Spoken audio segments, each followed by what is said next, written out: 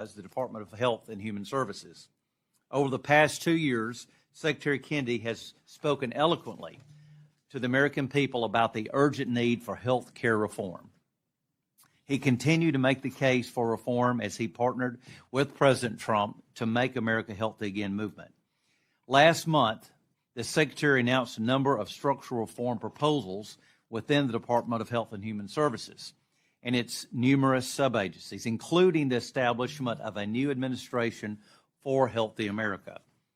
Mr. Secretary, I appreciate the preliminary details of this plan that you have shared with us, and I look forward to hearing more this morning. Congress has also been engaged on the urgent need to reform our health care agencies. Last year, I was pleased to work with our colleagues on the Energy and the Commerce Committee to initiate reform proposals for NIH, or the National Institute of Health. I'm encouraged to see that the administration is building off of this process by making additional reform proposals at the National Institute of Health. I look forward to hearing more details about that, your proposal, and to continue in a dialogue between the department and the Appropriations Committee as we begin the budget process in earnest. Mr. Secretary, I'm sure you know all too well that implementing reforms in Washington is no easy task. However, the President has asked you to take on this weighty challenge, and you have accepted that challenge. We here in Congress want to partner with you, bringing our own experience to the table as elected representatives of our communities. We share your goal to make America healthy again, and we look forward this morning to your testimony here today. And with that, I'd like to turn to our ranking member of the Appropriations Committee, Ms. DeLauro, for any opening remarks that she may have. Ms. DeLauro, you're recognized. Thank you very much, Mr. Chairman, and thank you for holding what is a very critically important hearing on President Trump's disastrous budget request for the Department of Health and Human Services. Secretary Kennedy, good morning to you. We welcome you to the House Appropriations Committee for your first budget hearing. However, I cannot thank you for the Trump administration's budget request to cut funding for important health programs by $33 billion. Quite frankly, I view it as a disgrace. Under your budget proposal, Americans would die of needless and preventable deaths. But before we talk about the request to cut tens of billions of dollars next year, I would like to talk about what is happening right now. The American people are demanding help with the cost of living, but President Trump is not laser focused on the cost of living crisis. He is actually making it worse. He promised to fight for the working class, but instead put Elon Musk and billionaires in charge of the government, and you to destroy everything we know about good public health. Mr. Secretary, this administration is recklessly and unlawfully freezing and stealing congressionally appropriated funds from a wide swath of agencies, programs, and services across the government that serve the American people. And recall that this is a violation of the Constitution. The power of the purse resides with the Congress. It's Article 1, Section 9, Clause 7. Yourself and President Trump and Elon Musk are attacking health programs to pay for tax cuts for billionaires. And by promoting quackery, we are endangering the health of the American people with pseudoscience, fear-mongering, and misinformation. Government should fight for the middle class, the working class, and the vulnerable, not the interests of billionaires like Elon Musk. Instead, with you at the helm, the Trump administration and Republicans in the Congress are destroying the crown jewels of our health system: the National Institutes of Health, the Centers for Disease Control and Prevention, and the Food and Drug Administration. At the NIH, the world's largest funder of life-saving biomedical research, you and Elon Musk have fired or driven out nearly 5,000 personnel, including some of the world's most preeminent scientists, frozen billions of dollars in research to develop cures for cancer, Alzheimer's disease, women's health, and the list goes on. China and Europe are taking advantage of this disaster by recruiting American scientists away from the United States. China wants to overtake us as a global leader in health research and innovation. You and President Trump are aiding and abetting them. 2 weeks ago, I called a hearing on the cuts to CDC because the Republican majority is refusing to hold this administration accountable for its wanton destruction. As part of your drastic and haphazard purge of CDC, you and Elon Musk eliminated entire divisions without consideration of what is being lost. More than 70% of CDC's funding is provided to state and local jurisdictions. These cuts affect families and communities in every one of our districts. These cuts are dangerous. Dr. Peter Marks, the country's top vaccine regulator at the Food and Drug Administration, helped to develop the COVID vaccines at record speed under the first Trump administration. Dr. Marks was told to resign or be fired. In his resignation letter, Dr. Marks wrote that, and I quote, "It has become clear that truth and transparency are not desired by the Secretary, but rather he wishes subservient confirmation of his misinformation and lies," end quote. Mr. Secretary, Dr. Marks was talking about your misinformation. He was talking about your lies about vaccines. Mr. Secretary, you are gutting the life-saving work of the Department of Health and Human Services and its key agencies, while the Republicans in this Congress say and do nothing. But the destruction of HHS is not limited to NIH, CDC, and the FDA. Mr. Secretary, you are eliminating entire agencies that have saved the lives of someone near and dear to each and every one of us. Because of these cuts, people will die. Substance Abuse and Mental Health Services Administration, SAMHSA, eliminated. Health Resources and Services Administration, HRSA, which, as you know, is responsible for ensuring access to health care for the uninsured, isolated, and vulnerable people, eliminated. The Administration for Strategic Preparedness and Response, ASPR, which was created to prepare for and respond to public health emergencies, eliminated. The Administration for Community Living, ACL, eliminated, hurting seniors and people with disabilities. You can make the baseless claim that you are simply reorganizing these functions of HHS all you want. It is simply a matter of fact that you cannot cut the department's budget and maintain all of its life-saving programs and services. HHS has closed half of its regional offices, which serve 22 states and 5 territories. 20,000 HHS employees are gone.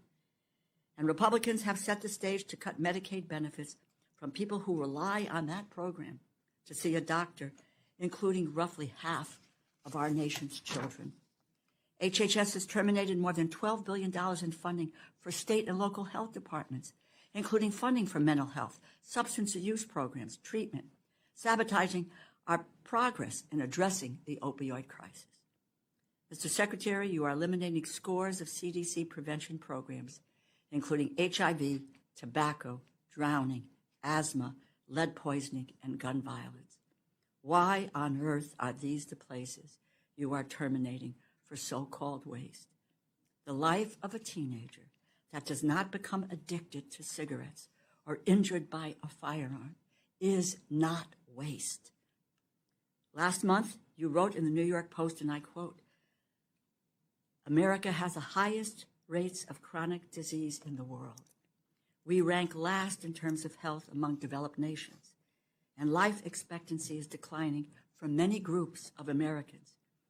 Mr. Secretary, much of what you wrote is true, but it is confounding and incomprehensible to then turn around and eliminate the CDC Center for Chronic Disease Prevention and Health Promotion. And with respect to views on vaccine, quite frankly, I believe you are promoting quackery. Under your watch, our country is now failing to contain vaccine-preventable diseases. Measles, a disease eliminated in the United States just decades ago, has now claimed the lives of 3 Americans, including 2 children who died needlessly, and over 1,000 are confirmed to have contracted the disease. All while you peddle unfounded and dangerous vaccine skepticism, spread lies and misinformation about people living with autism. Vaccine programs for millions of Americans, including children. We do that so that they do not get these diseases, like measles. This is not a waste. The thousands of experts and experienced staff who help keep Americans safe from global infectious diseases like measles, polio, HIV, tuberculosis, and Ebola are not waste. These programs help to save the lives of men, women, and children from all walks of life in this country. And you have decimated the Food and Drug Administration by firing 3,500 employees, taking a wrecking ball to FDA's food safety mandate. You talk about making our food supply healthier while gutting the support staff for critical inspections of things like baby formula. You talk about closing the generally recognized as safe or GRAS loophole, which allows food companies to determine the safety of their own ingredients, something that I have advocated for years, but while firing staff in charge of food and chemical reassessment. The former deputy commissioner of the Human Foods Program resigned in February, writing, and I quote, "I was looking forward to working to pursue the department's agenda of improving the health of Americans by reducing diet-related chronic disease and risks from chemicals in food. It has been increasingly clear that with the Trump administration's disdain for the very people necessary to implement your agenda, however, it would have been fruitless for me to continue in this role." End quote. That's a damning indictment of your work on food safety. I'm worried about a future public health crisis that emerges once the Trump administration has fully dismantled the nation's public health system. We are currently in the midst of an outbreak of avian influenza, and this administration is woefully unprepared to protect Americans and mitigate its impacts if it transforms to be transmittable from person to person. This is all happening today, right now. We are not talking about hypotheticals or what-ifs or worst-case scenarios. This destruction has happened and is happening today, right now. Even though we received President Trump's concept of a budget plan on Friday, we are now into May without a real budget from the White House. Mr. Secretary, in the budget outline, you are asking Congress to cut funding for health programs by $33 billion, a cut of more than 25%. You are asking Congress to cut CDC by nearly $4 billion, NIH research by $18 billion, and you claim to be reorganizing NIH. Any reorganizing of NIH must go through the Congress. We need to hold public hearings, engage in a thoughtful process to incorporate the best ideas to advance NIH as a crown jewel of biomedical research. Mr. Secretary, you have no lawful authority to undertake this by yourself. These are vital institutions built up over decades that protect Americans' health and the health of people around the world. I do not believe the American people want less cancer research, fewer people tracking infectious diseases, but that is exactly what this budget will deliver. We are in the middle of a cost of living crisis, driven in part by skyrocketing healthcare costs, and you and Elon Musk and President Trump are making it worse. You are wreaking havoc at every level of our most critical health institutions. You are jeopardizing our families' health for the sake of billionaire tax cuts, but we are seeing pushback at every level. The public is outraged at the enormous harms you have wrought. Dozens of courts have put restraining orders on the administration's actions, but the courts can only play defense. Republicans in this Congress could stop the mayhem, the chaos, and the destruction today if they had the courage, but they remain silent, petrified of the president's scorn, revenge, and retaliation. Those of us who serve in elected office, we are blessed, and we have the power to do something. We know what's right, and we know what's wrong, and we understand the harm being wrought on the American people. We need to stand up, not be afraid. This is the time to meet the moment. As a top Democrat on the Appropriations Committee, I will never stop fighting against this dangerous dismantling of Health and Human Services and its agencies, which is jeopardizing the health, the safety, and the well-being of millions of America's families. Thank you. I look forward to your testimony and to the important conversations we will have in this hearing this morning. I yield back, Mr. Chairman. All right, Mr. Secretary, we look forward to your opening remarks. You're now recognized. Of course, your written statement will be included for the record, but you have the floor, and we look forward to your testimony. Thank you, Ranking Member DeLauro and members of the committee. I'm honored to appear before you today to present the Department of Health and Human Services fiscal year 2026 budget. Debilitating disease, contaminated food, toxic environments, addiction, mental health illness affect families across every race, class, and political belief. When my team and I took the helm at HHS, we set out with clear goals: First, we aim to make America healthy again, with a special focus on the chronic disease epidemic. Second, we committed to delivering more efficient, responsive, and effective services to the over 100 million Americans who rely on Medicare, Medicaid, and other programs. Third, we focused on achieving these goals by cutting costs to taxpayers. We intend to do more, a lot more, with less. The budget I'm presenting today supports these goals and reflects two enduring American values: compassion and responsibility. I invite the committee to unite around these ideals with me. The United States remains the sickest developed nation, and we spend $4.5 trillion annually on health care, 2 to 3 times more per capita than comparable nations. Clearly, something is structurally and systemically wrong with our approach. Furthermore, healthcare costs are steadily increasing at a rate 2% greater than the economy. If we don't staunch this unsustainable hemorrhage, we will ransom our children to bankruptcy, servitude, and disastrous health consequences. Yes, an exploding debt is a social determinant of health. We won't solve this problem by throwing more money at it. We must spend smarter. We will shift funding away from bureaucracy toward direct impact. Some things at HHS will not change. We will preserve legacy programs like Medicare, Medicaid, and Head Start as the foundation of the MAHA agenda. Vulnerable populations, seniors, and veterans deserve consistent access to care, and I will ensure that they receive it. Today, 83 million Americans, urban and rural, lack adequate access to primary care physicians. We will prioritize these families, especially Native Americans and Alaskan communities. We will protect IHS funding, streamline its operations, and give the tribes more autonomy for managing their resources.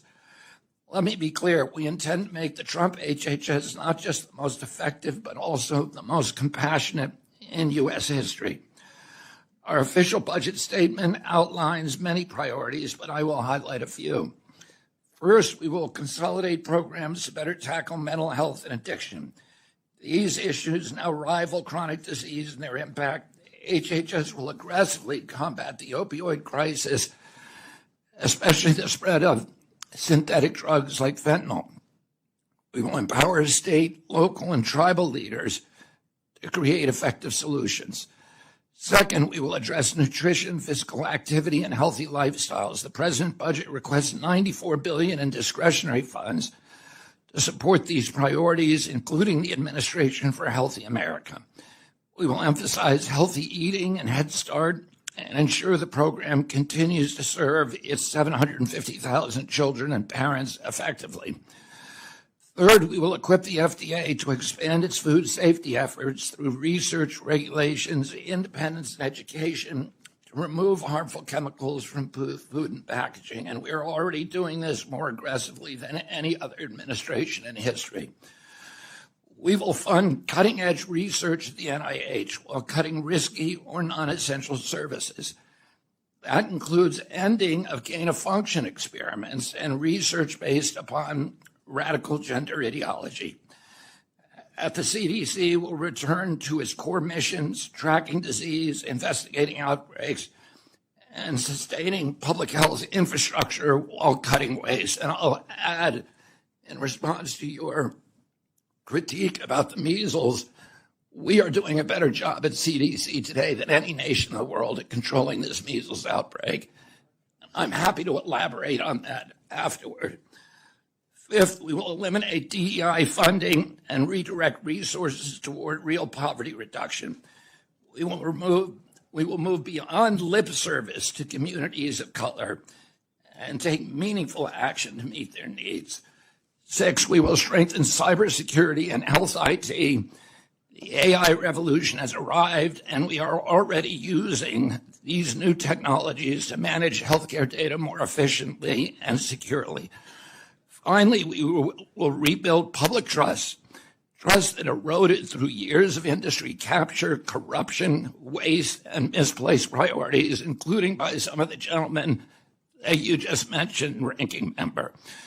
We will launch a new era of transparency in public service, creating an honest, science-driven HHS that answers to the President, to Congress, and to the American people. I look forward to working with Congress to pursue this mission together as a bipartisan cause. Let's work side by side to make America healthy again.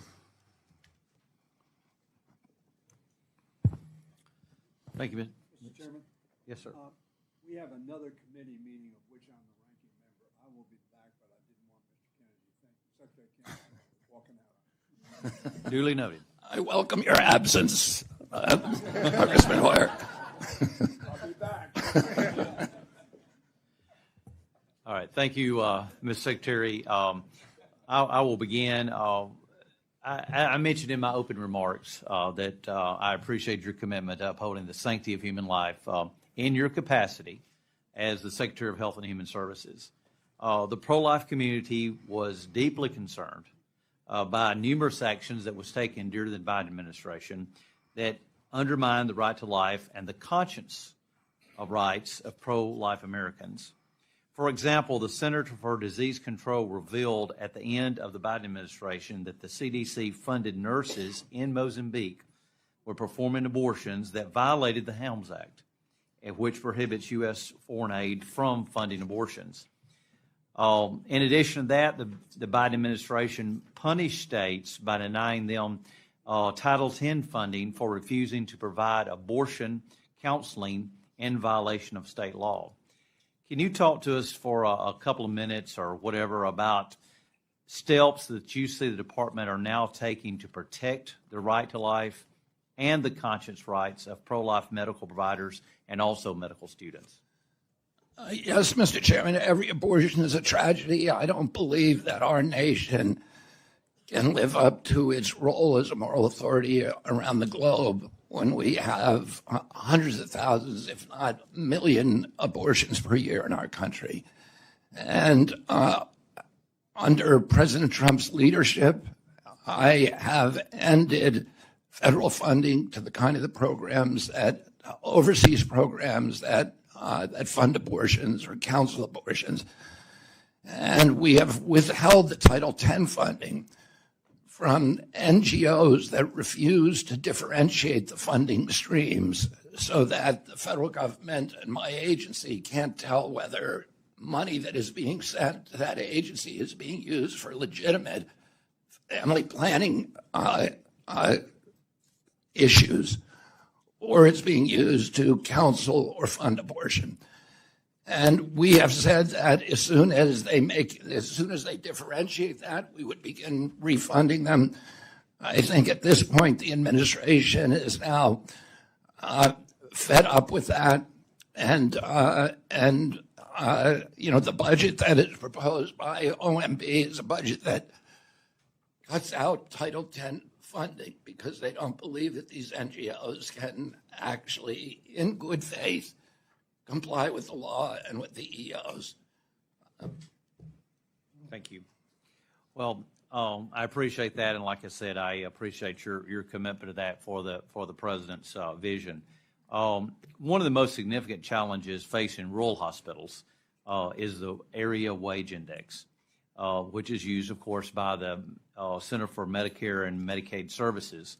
And as you know, under the reimbursement formula used by CMS, mandates that the area wage index remain budget neutral, and high wage hospitals receive a higher reimbursement rates, whereas low wage hospitals receive a lower reimbursement rate.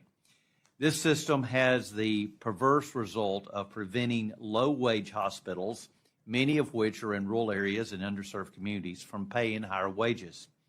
By keeping these hospitals at the lower end of the wage spectrum, they cannot compete against higher paying hospitals, increasing their risk of closure, which I referred to earlier, and locking them into a downward spiral. During the first Trump administration, CMS attempted to address this disparity. However, the Biden administration did not successfully defend the policy when it came to the courts. Therefore, rural hospitals again confront this downward spiral of the CMS Area Wage Index. Can you tell us if CMS has taken any steps under your leadership to review the impact of the Area Wage Index on rural hospitals? And can I get your commitment to work with me and, of course, with Administrator Oz on a solution to this very critical problem that's affecting so many rural hospitals? Yes, Mr. Chairman. As you point out, the Trump administration initially tried to address this disparity, which is destroying rural health care. And as you know, many of these rural hospitals not only provide critical access to care, without them, patients would have to drive sometimes hours to get to an emergency room. They're absolutely critical in those regions, but they're also important economic drivers for many of those regions. And they're institutions that provide cohesion to those communities. If we want to preserve rural America as a livable space with dignity, enrichment, prosperity, and good health that they deserve, we need to keep those hospitals in and those treatment institutions in good shape, in good financial. We need to keep them financially viable. The Trump administration, the initial Trump administration, 2016 to 2020, tried to do that. Unfortunately, to redress those disparities. Unfortunately, as you know, as you pointed out, the Biden administration did not robustly respond to a court challenge, and we got a very bad decision from that. That said that my agency has no power to redress this disparity, but I pledge to work with you and with Congress. The change has to be statutory, and we will do our job at providing technical support, including the kind of studies that you just mentioned that show how badly this disparity is wounding rural America.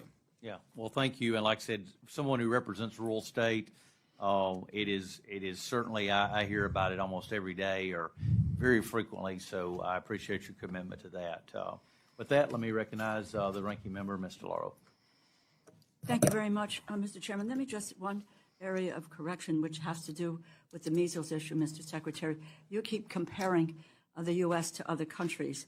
You compare us to Europe, but the Europe you are referring to is the WHO European region. That's 53 countries in Europe and in Asia, including those with low vaccination rates like Romania, that has never eliminated measles. If you compare us to Western Europe countries that we often compare ourselves to, like Great Britain, they have seen no measles death this year. Let me move to the NIH. In your testimony, you say you want to quote, and I quote, rescale our biomedical research budget, unquote.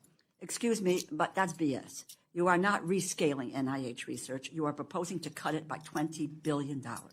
And according to our colleagues in the Senate, NIH has effectively cut research funding by $2.7 billion this year in comparison to the same period last year. That's a cut of 35% during that period.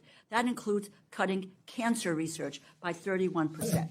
This is the report put out by the Senate, Trump's War on Science, which goes into detail about how we are, in fact, dealing with cutting scientific research. Mr. Secretary, are you freezing or withholding funding that Congress appropriated in 2025 for life-saving NIH research? Let me address your first issue first, because I want to correct you. We have about 1,100 measles cases in this country. The growth rate last year was 15 additional, so we have plateaued. Mexico has roughly the same number with a third of our population, and they got 300 extra cases last week. Canada has more measles, 1,500. They have 1/8 of our population. Western Europe has about 6,000, which is 10 times the number that we have.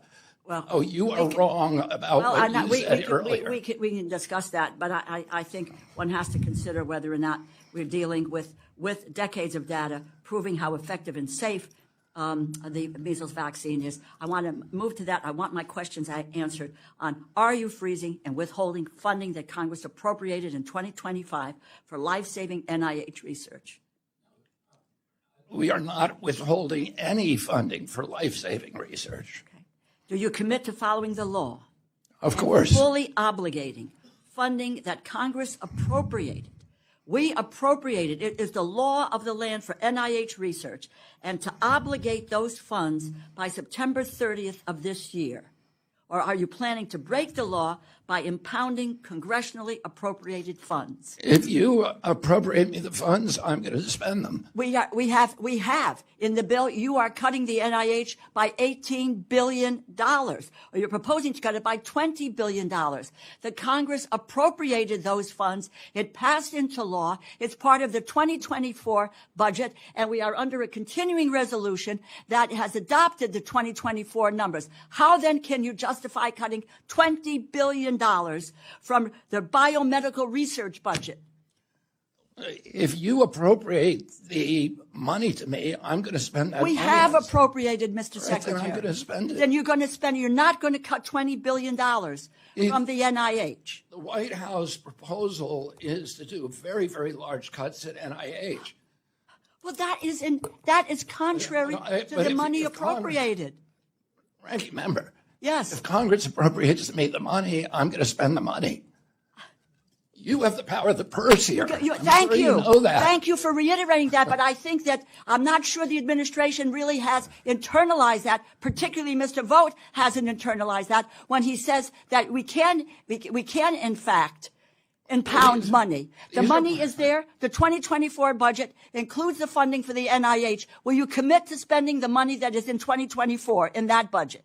As I said, ranking member, if you appropriate the money, I'm going to spend that money. The money has been appropriated. So the answer to that is if you're not willing to accept the funds that have been lawfully voted by members of the House and Senate on the money for the National Institutes of Health. We're going to hold you to your word that that funding is there. It should be transferred from 24 to 25, and you've cut already $20 billion. Let's get that money back. Let's get that money back. You have an obligation to carry out the law and to implement what the Congress has done. Unbelievable. Unbelievable. Chronic disease and tobacco. Tobacco use is a major contributor to chronic disease and is a leading preventable cause of death in our nation. Each year, killing nearly 500,000 Americans, costing the nation nearly $250 billion in health care costs. CDC's tips from former smokers media campaign alone is estimated to have saved more than $7 billion in health care costs by helping more than 1 million smokers quit. Why did you eliminate CDC's Office of Smoking and Health, an office that reduces the number of kids using tobacco products, helps audit tobacco users to quit, and saves taxpayers dollars? We have, under the reorganization, and I'm going to talk very, very broadly, because as of 4 o'clock yesterday afternoon, we are under a court order not to do any further planning on the reorganization. And I've been advised by my attorneys and not to talk about it. But I will just say broadly, many of the programs that the Democrats are now saying were cut at CDC were not cut at all.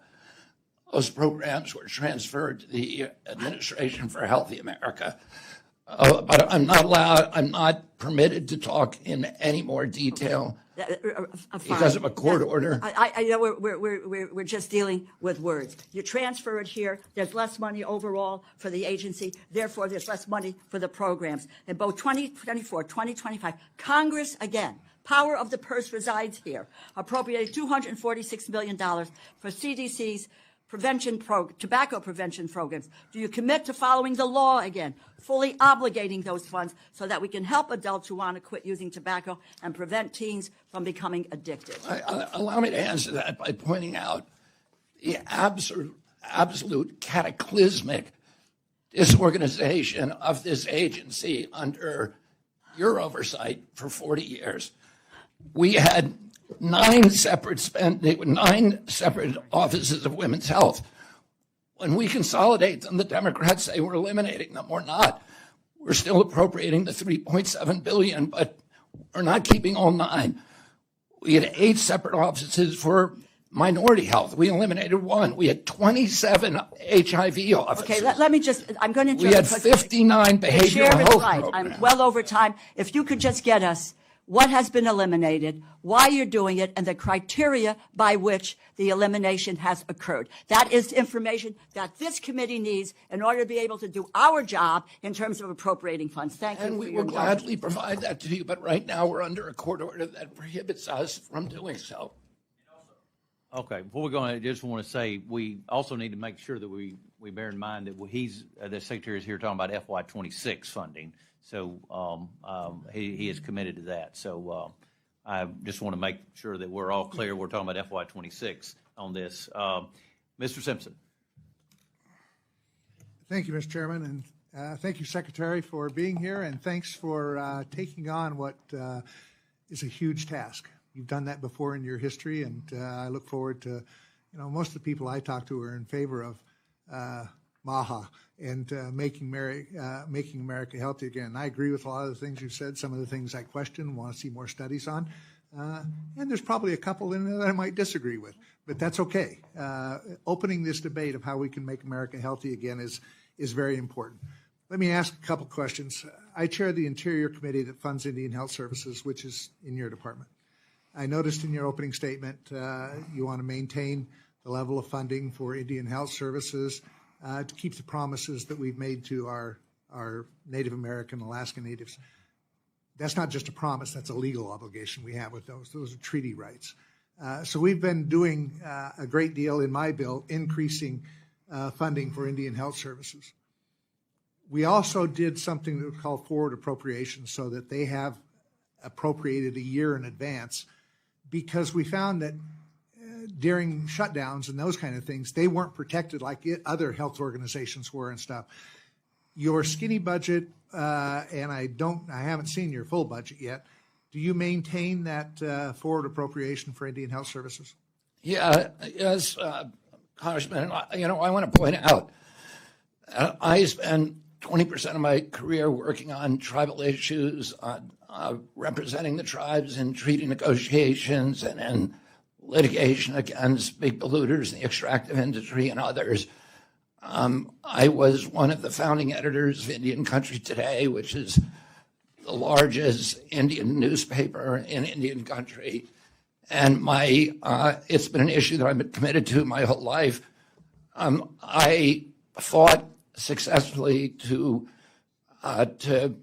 exempt the Indian Health Service from the probationary freezes, from the fork in the road, the early retirement, from the RIFs, and from all of the downsizing. And I also made an opportunity that people who at my agency who lost their jobs in other parts of the agency from the RIFs, et cetera, could transfer to Indian Health Service, because Indian Health Service is chronically understaffed. It's very, very difficult to find competent personnel who will move to Indian Country or to distant locations. Right. Well, I'm committed to protecting it. I'm committed to working with you to make sure that that we can finally make this work for a population that is not only probably among the most aggrieved in our history, but also a population that suffers more from chronic disease, that has the shortest lifespan, the highest rates of diabetes, the highest rates of alcoholism of any other population. And one of my big priorities will be getting good food, high quality food and traditional foods onto the reservation, because processed food for American Indians is poison. Yep, they're finding that the way to attack diabetes on reservations was to have the highest rate is by going back to their traditional foods. Yeah, I'll say one thing. The Pima Indians were blue zone in Arizona, the longest lived people on the continent. Today, they're among the shortest lived. I think the lifespan is around 47 years old. The highest rate of diabetes, second in the world. Yep. About 80% of adults are diabetic, have chronic obesity. Right across the border in Mexico, there are Pima Indians who are still long-lived, have no diabetes, no heart disease, no obesity. because they're not being fed ultra-processed food. Ultra-processed food is a genocide on the American Indian, and we have to end it. Yeah, I agree. One other subject that I want to talk about is the reorganization of NIH into fewer institutes. There are some institutes that are concerned that they're going to be left out of this reorganization. The Division of Oral Health at the CDC is concerned about the lack of focus on oral health. Will you commit that preserving the congressionally appropriated funding and upholding the autonomy of the National Institutes of Dental Craniofacial Research and other institutes until Congress completes a thorough review of the NIH restructuring? I don't know what the OMB budget says about dental health, but I can tell you that I am deeply committed to dental health. There are so much new science out there that shows how dental health is intricately related to health in the rest of the body, to the microbiome, to the brain health. So, we want to do those kind of studies to make sure that we understand that, and we need to make a big commitment to dental health. I appreciate that, and I look forward to working with you on that and making sure that, most diseases can actually express themselves in the oral cavity first. Yes. It can be detected there. I am concerned about the fluoride issue. I've seen the benefits, having been a practicing dentist for 22 years. I just noticed this morning that the FDA brings action to remove ingestible fluoride prescription drug products for children from the market. And as I'm reading through this, I want to see some of these studies, but it says the best way to prevent cavities in children is by avoiding excessive sugar intake and good dental hygiene, obvious. Then it says, for the same reason that fluoride may kill bacteria on teeth, it may also kill intestinal bacteria important to children's health. I would tell you, you don't prevent cavities by fluoride killing the bacteria in the mouth. What it does is make the enamel more resistant to decay. So I want to see the studies on this and where we're headed with this. And I will tell you that if you are successful in banning fluoride, I noticed you congratulated Utah and Florida, I think, for banning it. That's up to them. They can do what they want. But we better put a lot more money into dental education because we're going to need a whole lot more dentists. I think that, Marty McCary's concern with ingestible fluoride is that the emerging science shows the benefits to of fluoride to caries and to cavity prevention comes from topical exposures rather than it was once thought that it was systemic, that if you ingested it, that the benefit came from that. We now know that virtually all the benefit is from topical, and we can get that through mouthwashes, we can get through fluoridated toothpastes. The National Toxicity Program issued a report in August, a meta-review of all the science that now exists on fluoride, and showed a direct inverse correlation between fluoride exposure, dose-related, and lower IQ. It's an issue that we have to all be concerned with. We want high IQ kids. Mr. Hoyer, right now. Mr. Hoyer. I appreciate that, and I look forward to working with you on it. Okay. As promised, I returned. You and McCarthy. Me and MacArthur. I'm not going to ask questions about specific issues about which I'm very concerned. I subscribe, frankly, to the remarks that Mr. Lauro, our ranking member, made, however, Mr. Secretary, with reference to my concerns about what is happening. First of all, let me ask you this. Sorry about that.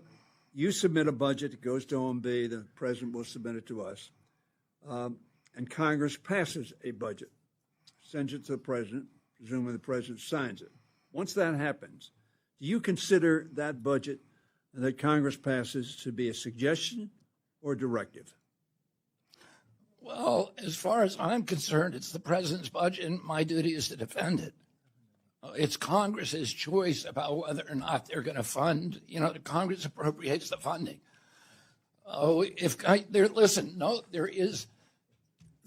Congressman, there's no agency head that I know of that wants to see his agency gutted or his budget lowered.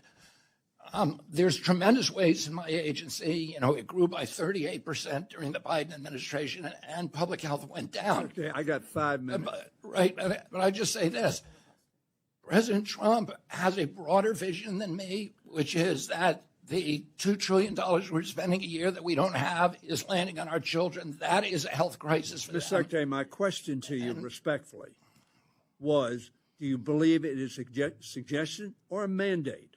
This is a very important issue, which we differ greatly with the administration and with Mr. Musk, that willy-nilly, without Congress's approval, they can remove things, take things away, defund things, fire people. That is not my proposition. I want to know whether it is your proposition. You've answered in the sense that once the budget is adopted, you need to carry it out. Now, whether that was President Trump that signed that budget or President Biden that signed that budget, I presume your premise is the same. Is that correct?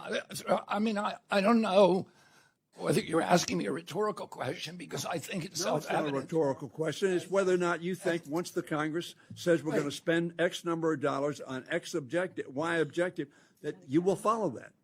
Yes. Okay, that's the answer I wanted. Incidentally, that happens throughout history. You know, the Republican. Throughout history, Mr. Secretary, with all due respect, you and I know this. Mr. Nixon said that was not the law. That he could take whatever and he took it as a suggestion, and he wanted to impound. And he did impound in the early 70s. And we passed an act that said you can't do that. Then the Supreme Court heard that case. And very frankly, one of the most conservative judges, Justice Scalia, said President Nixon, the Mahatma Gandhi of all impounders, asserted at a press conference in 1973 that his constitutional right to impound appropriated funds was absolutely clear. Scalia went on to say, our decision 2 years later in Train versus City of New York proved him wrong. That opinion has been reiterated by the Supreme Court subsequent to that decision. This is a critically important issue because there are conflicting opinions. We will try to come to consensus on that. The president has to sign the budget unless we override his veto of the budget. That becomes the law. We think, and a lot of courts over the last 2 months have decided that that law is not being followed. So that was my point. Now, let me ask you something. You've reduced the department by 20,000 people, as I understand it. You've been quoted as saying some of those firings were mistakes. In fact, of course, Musk fired 70% of the people when he bought Twitter, and then brought a large number of them back because he found out, as you have pointed out, not that with respect to that, but with respect to these 20,000 people, there were mistakes.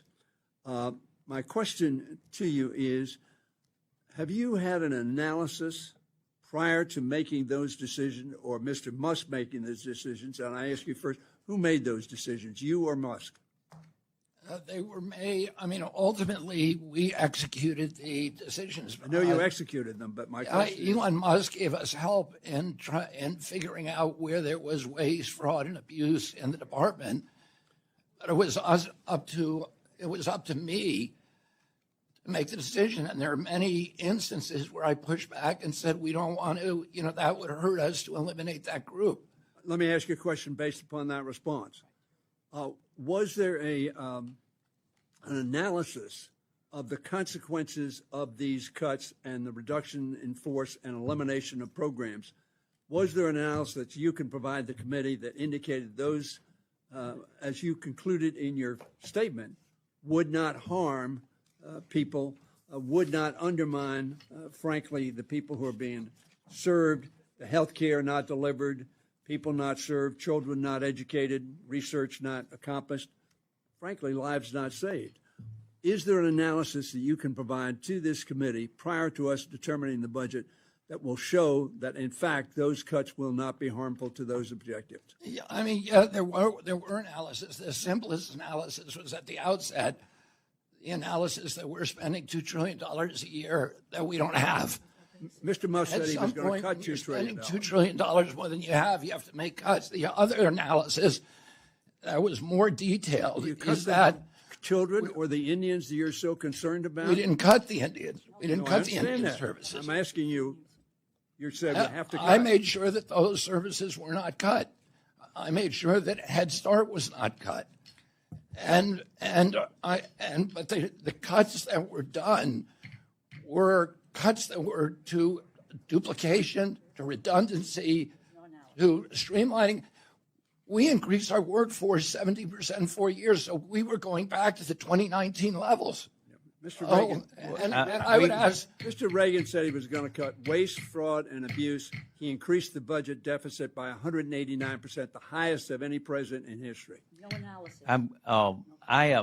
We're allotted 5 minutes, and I am trying to be lenient, instead of cutting somebody off in mid-sentence. But if y'all could be respectful to me so that we can sort of wrap up when I start tapping. So anyway, let me recognize Mr. Flashman. Thank you, Mr. Chairman. Mr. Secretary, good morning. I'm Chuck Flashman. I represent the 3rd District of Tennessee. That's East Tennessee, Chattanooga, Oak Ridge. I want to thank you for stepping up in this important role and serving our great president, President Trump, in all of your endeavors. I want to begin with a thank you, because I am going to have some questions later about some other issues, but thanking you for the Center for Medicare and Medicaid Innovation under HHS, what it does with Oak Ridge, which was the birthplace of the Manhattan Project, Oak Ridge National Laboratory in my district. It works to make sure that the Energy Employee Occupational Illness Compensation Program at the Department of Energy is run well, and it is. This keeps our hardworking civilian employees insured and cared for long after their years of service. So that's a profound thank you to you and yours for running that so well. Mr. Secretary, I'm going to talk a little bit about the Food and Drug Administration. That is under my dear colleague and friend Andy Harris's jurisdiction. I chair Energy and Water. But while I have you here, Mr. Secretary, I know the FDA has taken significant steps to ban or phase out synthetic food colorings over the years, and I respect that. The current colors, though, Mr. Secretary, that are used and have been approved by FDA have been deemed safe for many years. Candidly, I represent many snack manufacturers. I'm a big fan of the oatmeal cream pie.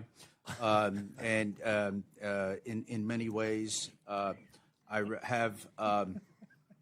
have M&Ms in my district. I know you're going to come and visit me in a couple of weeks. We can all have some M&Ms and Little Debbie's together.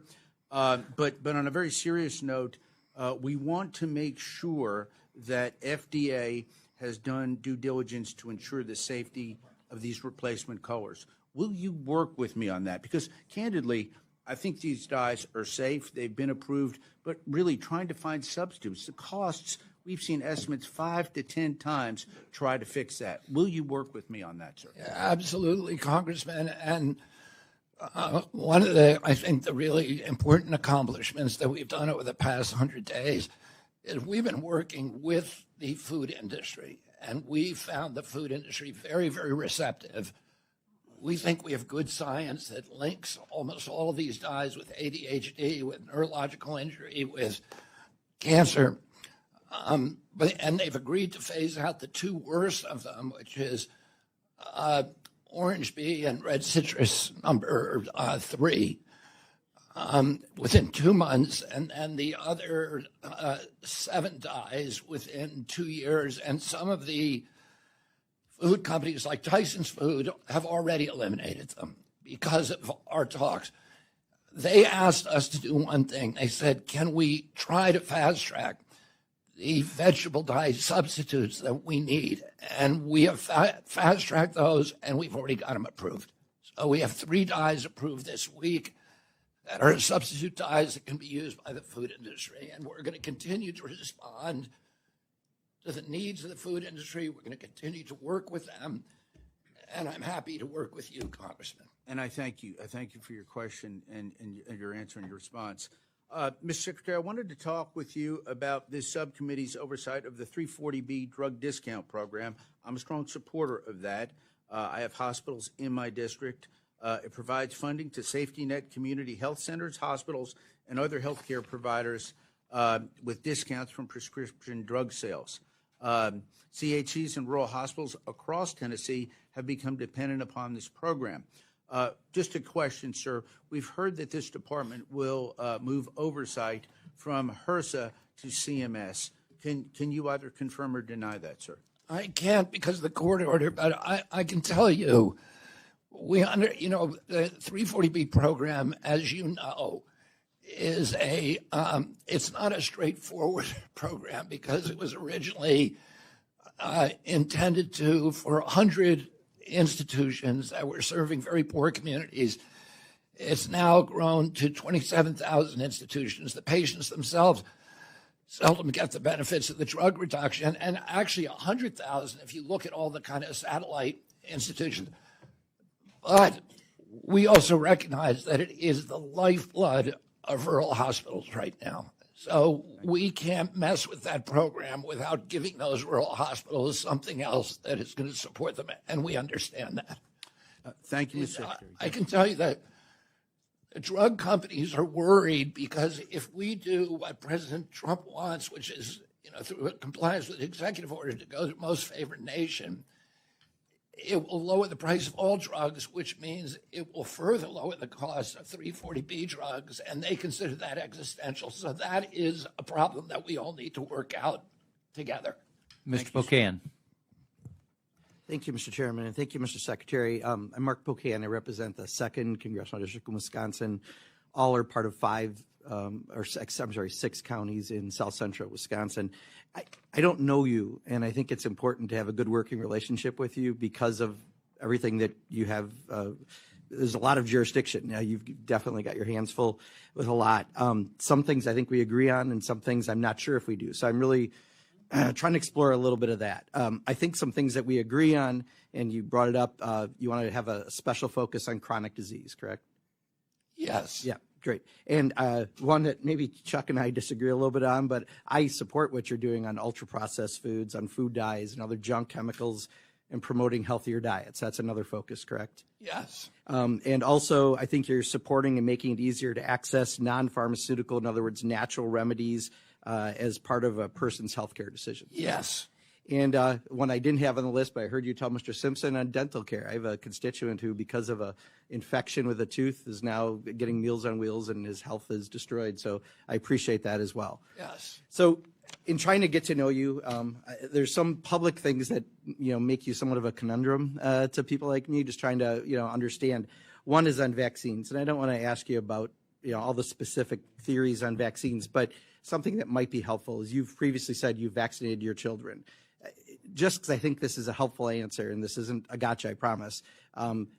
If you had a child today, would you vaccinate that child for measles? For measles, probably for measles. What I would say is my opinions about vaccines are irrelevant. I have directed Jay Bhattacharya. Sure. No, like I said, I don't want to. So that everybody can make that decision. But I don't want to seem like I'm being evasive. Yeah. But I don't think people should be taking medical advice from me. Right. No, I got that. And I'm not asking you to give them medical advice, but would you vaccinate your child for measles? If I answer that question directly, that it will seem like I'm giving advice to other people, and I don't want to be doing that. I want people to make. But that's kind of your jurisdiction because CDC does give advice, right? I'm not trying to do it as a gotcha. I was just kind of. What we're going to try to do is to lay out the pros and cons, the risks and benefits accurately as we understand them. Okay. With replicable studies. Can you talk about chickenpox? Would you vaccinate your child against chickenpox? I don't want to give advice. I can tell you in Europe they don't use the chickenpox vaccine specifically because the preclinical trial shows that when you inoculate the population for chickenpox, you get shingles in older people, which is more dangerous. Just one last one, just a yes or no, please, if we could. Polio? Polio? Again, I don't want to be giving advice. That's fair. No, that's fair. Like I said, I was not doing it as a gotcha. I thought it could be helpful if. Okay. So let me ask this on the 988 hotline. In your budget, you have eliminated, there was a special button you could press for LGBTQ plus youth. I'm an openly gay man. I deal with a lot of organizations that deal with this. The suicide rate among LGBT youth is 4 times nationally the rate of other youth. This is one where I hope that we could try to, like Chuck asked, work together to try to see if we could have a conversation about not eliminating this, because unfortunately, because of the bullying that's out there, because of, honestly, adults bullying, both in Congress and state legislators, these kids are often at unique risk, and having that specific button they can push helps them to be able to get that service. Is that something we could talk about, at least trying to? I'm happy to talk to you about it, and I love the way that you approach this in a way that, rather than attacking me, is, reaching out. And I'd love that from other Democrats, because I think we have a lot to talk about. As you know, and I like that you just, because I am short on time. The 988 line is, was created by President Trump. He believes strongly in it.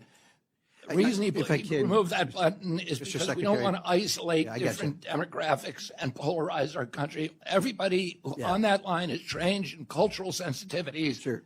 I got you. I just would love to talk to you, because I think this is a unique one, and I respect that we can have a conversation. To talk to you. You can pick Last one, just because I'm down to 22 seconds. I lost a little time there. Medicare Advantage. I know the Trump administration is going after waste, fraud, and abuse. This is a program we get a lot of constituent complaints on. It costs more than Medicare. It was intended to find savings. It doesn't. In fact, I think the current estimate is $80 billion in overpayments have gone to private insurers. Are you committed to, one, going after those overpayments, and two, if Medicare Advantage isn't more cost effective, would we have a conversation about either eliminating the program or making it more effective? Medicare Advantage, I definitely want to go after the waste, fraud, and abuse in the private sector. There's 30 million people who want Medicare Advantage. I have Medicare Advantage. It works very well for me. I like it. But it costs more, and that's the point. It does. I think our administrative costs are still far less than private industry. But it costs more than Medicare. That's my point. So that's all I was saying. But the services are much better. Okay. Another thing, if we can talk about and continue the conversation. I am sincere about having a working relationship with you, Mr. Secretary. Thanks. Appreciate it. Ms. Bice. Thank you, Mr. Chairman, and thank you, Mr. Secretary, for being with us this morning.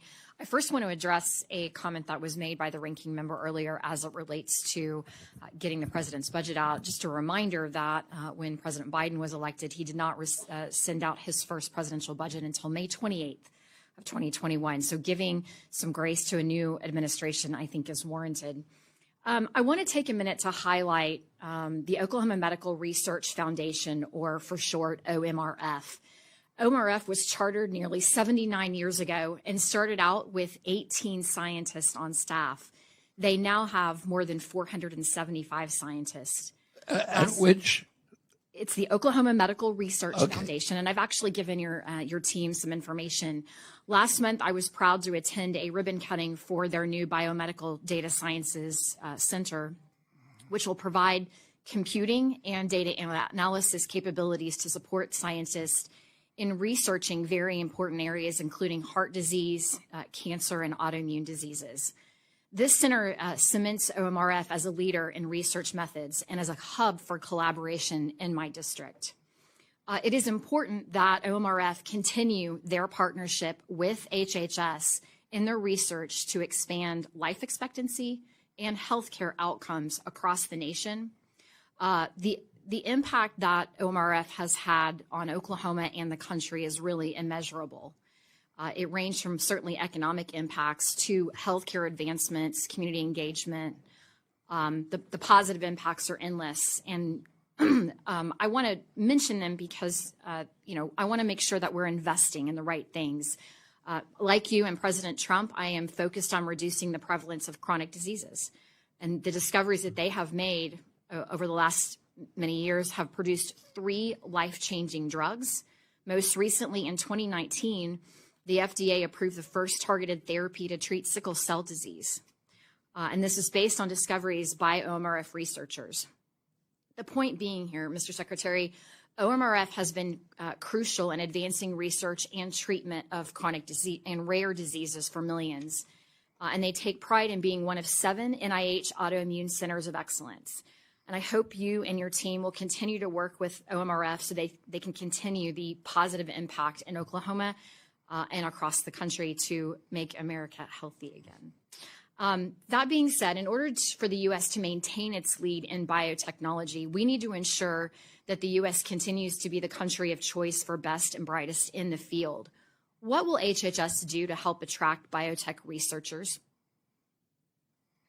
Well, we spend already, at this juncture, 70% of the research funding in the world on biotech and biomedical research is coming from my agency. And we understand that it's our aspiration that the United States remain the hub of biotechnology around the globe. We need to change some of the FDA policies to make it, to give a faster track for biotechnologies to get approved. We're working on that now. We're trying to reform phase 3 studies, for example, which are the longest, the most expensive to do a lot of those functions by AI. We're phasing out most animal studies at NIH and FDA, which again is a very expensive part of the process. And because we can accomplish a lot of those goals on safety and efficacy with AI technologies. We brought the best AI developers in the country into HHS. Nothing like this has ever happened before. People walking away from billion-dollar concerns to come and work for us, to transform our agency into a central hub for AI on the globe. And a lot of that, those changes are designed to make it easier and faster to get, biotechnology to market. Perfect. Can you talk a little bit about the changes at NIH in particular? I know that there's been a lot of conversation around that. Certainly streamlining is part of that. But can you talk a little bit more about what your vision is for NIH moving forward? Well, NIH, when I was a kid, NIH was the premier gold standard scientific institution in the world. Over the years, it was captured by industry and by, I think, a kind of ossification that happened at NIH. Because of the longevity of some of the leadership there. And there was a tremendous amount of corruption. And, part of that corruption is we now have the CIA, the FBI, the Department of Energy, and the Department of State all saying that the COVID-19 pandemic came out of research that was then sent over to China, and that was the end point. We also have the sickest people in the world. NIH, with the best science, is supposed to be protecting. We should be the healthiest people in the world. We're switching the trajectory so that we're going to really focus narrowly on chronic disease, ending the chronic disease epidemic, and then we're going to make sure that the science cannot be corrupted. That every scientific study is replicated, that the raw data for those studies is published, that the peer review for those studies is published. And we're going to focus on making sure that we get to younger scientists rather than the old boys that work. And I could talk to you about scientific corruption all day long, about horror stories that we know have happened within NIH. One of those, probably the worst, is the amyloid plaque scandal. For 20 years, because of utter corruption and fraud, we were directing Alzheimer's research to one hypothesis, and any other hypothesis was shut down. We should have the cure for Alzheimer's today. We don't have it purely because of corruption at NIH. Ms. Frankel. We are going to have it quickly. Ms. Thank you, Frankel. Mr. Secretary. Thank you, Mr. Chair. Thank you. Welcome, Mr. Secretary. Before I ask my questions, I just want to make this statement. Draconian abortion restrictions are killing and maiming women, and that is a tragedy. You don't need to respond to that. I want to thank you for being here. I'm going to try to ask my questions as kindly as possible. Do not take them personally. In the past, I believe... I won't take your kindness personally. Okay, well, whatever. They say if you can't take a joke, don't go into politics. So let me start by saying in the past, I have believed very strongly in the mission of the Department of Health and Human Services. Funding this department should be one of our highest priorities because if it's run correctly, it has the power to save lives, advance life-changing research, and protect the health and well-being of our families, especially our most vulnerable, our children, our seniors. But to be straightforward, as my colleagues know, in other words, my, I am deeply wary of giving $1 to this administration under the current leadership, especially because it seems to be a disregard of science and, most importantly, ignoring the body of government that appropriates funding. That's us, the Congress. In just a few short months, we've seen a level of chaos and destruction. I compare it to a tornado hitting a populated community. Without the consent of Congress, which appropriated funds with Elon Musk's chainsaw, medical research has been gutted, clinical trials have been halted, billions of research grants have been yanked without warning, preventative health programs, those that keep people healthy and out of hospitals, have been slashed to the bone. And I'm from Florida, where we have one of the largest senior populations in the country, and I'm particularly alarmed. Alzheimer's, cancer, heart disease, these are not abstract concerns. Research has been stopped. These are everyday fears of millions of Americans, including my own constituents. And so we've seen the firing of thousands of scientists and other professionals. All this to give tax breaks to our healthiest or wealthiest citizens, who are also probably our healthiest citizens. And to me, that is unconscionable and dumb.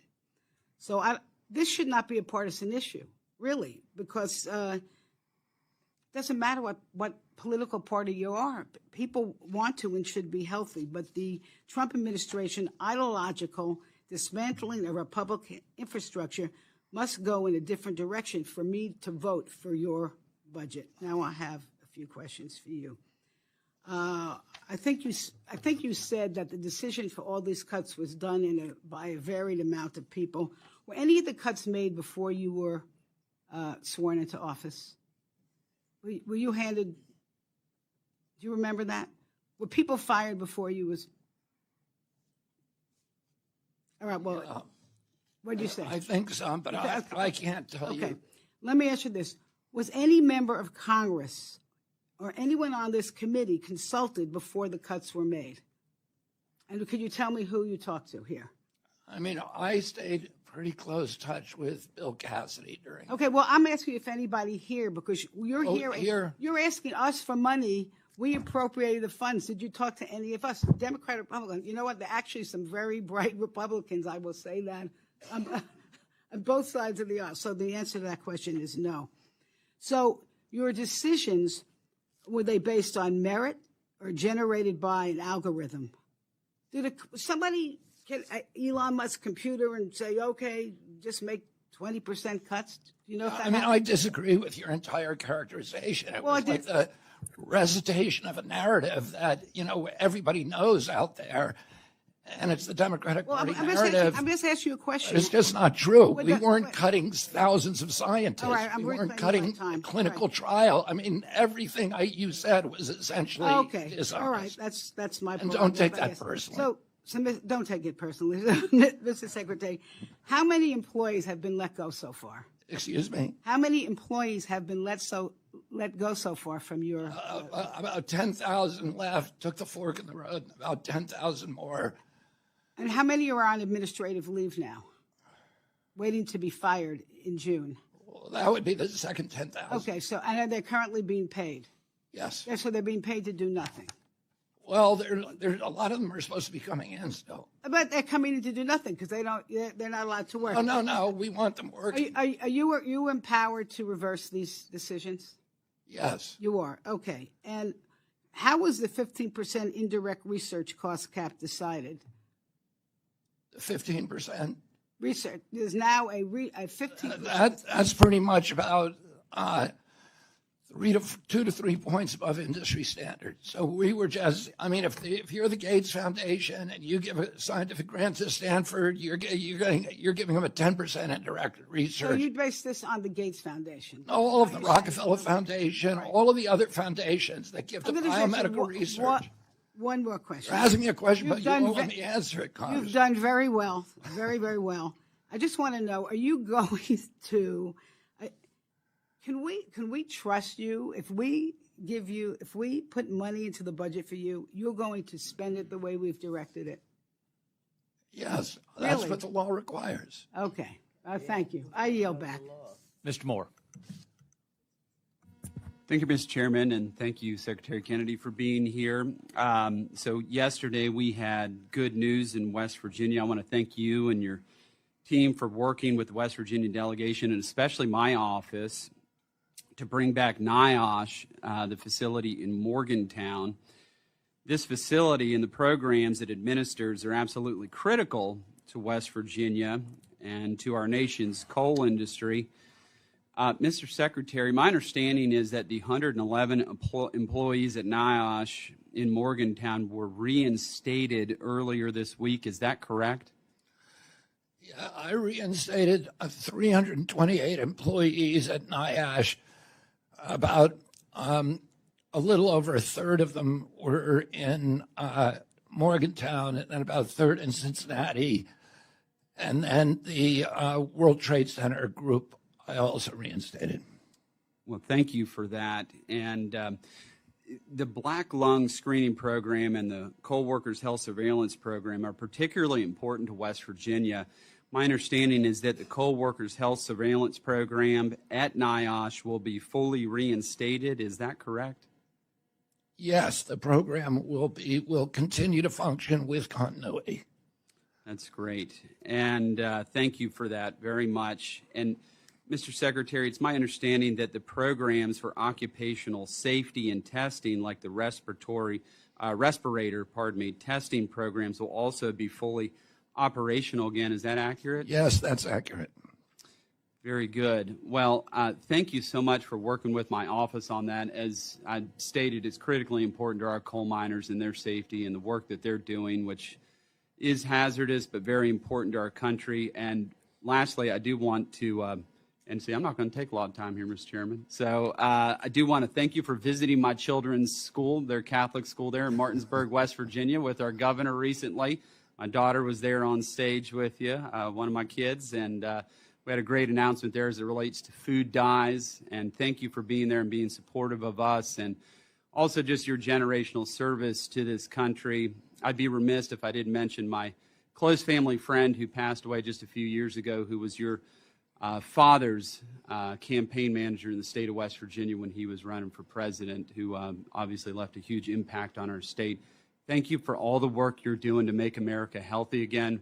We obviously need the help in West Virginia, and thank you for all the support that you've come into the state, helped us support these programs that we're trying to bring back our folks to a healthy lifestyle and path. Thank you so very much for everything you're doing for this country and for West Virginia. Thank you, Congressman. I've spent a lot of my career in West Virginia, and my family has deep roots there. My uncle, President Kennedy, would not have been president had it not been for the people of West Virginia. And that primary was the most critical primary, and Wisconsin was the second one in 1960. And he always reminded us of that. And I don't think any member of my family has ever forgotten it. It's a joy for me to be able to spend time in your state.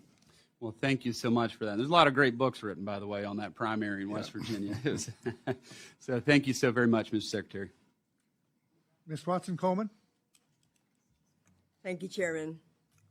Mr. Secretary, few things enrage me more than the racist attacks I see this administration carrying out by embarking on an ignorant crusade to rid the government of any programs that are working to improve the lives of Black Americans. The administration has moved to ban the words Black, race, bias, minority, oppression, prejudice, discrimination, disparity, and racism. Any grant application on federal programs that include these words had them immediately stripped. It is painfully clear to me that in doing this administration that you work with and work for is attempting to legitimize racial discrimination, and that, sir, is a moral disgrace. It is not woke to improve the health and well-being of Black people who are disparingly impacted by just about every health issue. It should not be controversial to make right a healthcare system that was not built to help people like me, to take my concerns, my pain, my health very seriously in this country. Black women die from childbirth, complications at a higher rate in this country than any other high-income country. And last year, where there was overall maternal deaths dropping in this country, well, Black women maternal deaths rose. This sickens me, and it tells me that our government has so much more that we must do to focus on improving the lives of Black women, not less. Your decision and justifications are damning and troubling, particularly for destructive impacts your choices and benefits will have on poor minority people. So tell me, sir, how will eliminating minority health offices, how will eliminating initiatives and programs across the department that were created to look at the disparity in healthcare and the need to give greater attention to the fact that Black folks' experience in healthcare was very damaging, was very different. How exactly will HHS, banning the words that we use to describe ourselves, make us healthier? Congressman, President Trump's vision of this country is the same as Martin Luther King's, that we should have a colorblind administration. President Trump is deeply concerned about the maternal health crisis and the fact that Black mothers are more likely to die in childbirth, 2.6 times, 260% more likely to die. Excuse me, sir, let me claim my time because I don't need this rhetoric about Donald Trump and the lie that he cares about me and Black people. What I want to know is the proposals. I'm claiming my time, sir, reclaiming it.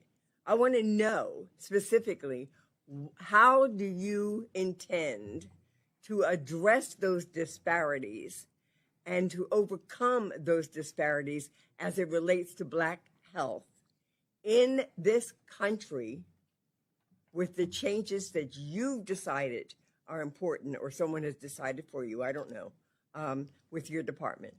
Specifically, sir. I've spent a lifetime working on those priorities, and I continue to do so. We have 8 divisions, 8 programs for minority health at HHS. We've closed one of those offices. We're maintaining the other 7. We have 42 programs for maternal health. We're going to close a couple of them and consolidate them. We're going to still spend $1.7 billion a year. The commitment is there. We're just reorganizing. Okay, you know what? And the impact of reorganization is something that I shall continually ask you to show me.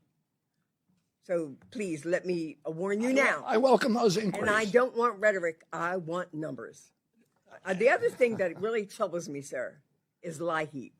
It is a program specifically to address the needs of low-income and minority families as it relates to heating and even air conditioning. Why?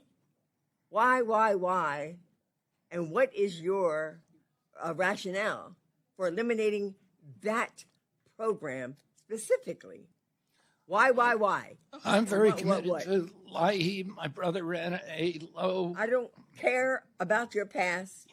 I care about your functioning in this department, in this administration right now in response to this question. My time has expired. Oh, well, then so has your legitimacy. I yield back.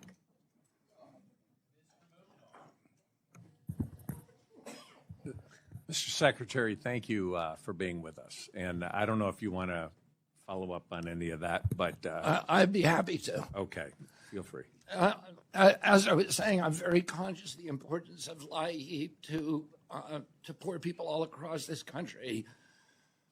My brother ran a low-cost nonprofit fuel company for most of his life that provides low-cost fuel to people in New England. I've had many people come up to me and said my life was saved because of that. I talked to Bo Nigrin, who's the president of the Navajo Nation, when I visited about 3 months ago, and he said cuts to LIHEAP will end up in killing people. So I understand the importance of this. I think OMB's rationale was that President Trump's energy policy is going to reduce dramatically the cost of energy in this country. And if that happens, then LIHEAP is just another subsidy to the oil industry. If it doesn't happen, then Congress is welcome, and they should appropriate the money for LIHEAP, and I will spend it. I already allocated $400 million from LIHEAP during the last 100 days, and I will continue to do that and get that funding to the people who need it in this country if the fuel costs do not go down. Great. Thank you for that reassurance. Mr. Chairman, I want to submit an article for the record here a minute, and I'll refer to it.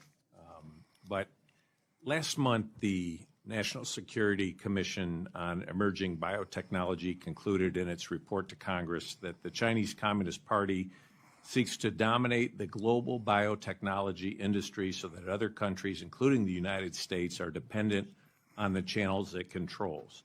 China is already deeply embedded in the United States' critical biotechnology supply chains, including those for life-saving medicines. And as you know, Secretary, China has a history of weaponizing supply chain dependencies for critical goods and medicines against countries. For example, in March 2020, following the arrival of COVID-19 from China onto the American homeland, the CCP's mouthpiece, Xinhua News, published a commentary proposing to throw the United States into a sea of coronavirus. And that's what I'd like to submit for the record, Mr. Chairman.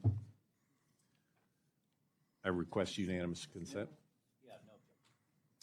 Would you agree, Mr. Secretary, that overt reliance on the CCP and the U.S. biotech and health ecosystem poses a threat, and that we should be developing independent supply chains to protect the health and well-being of Americans so that we reduce our reliance on China for critical medicines and their active pharmaceutical ingredients? Yeah, absolutely. And this is a priority for me and for this administration.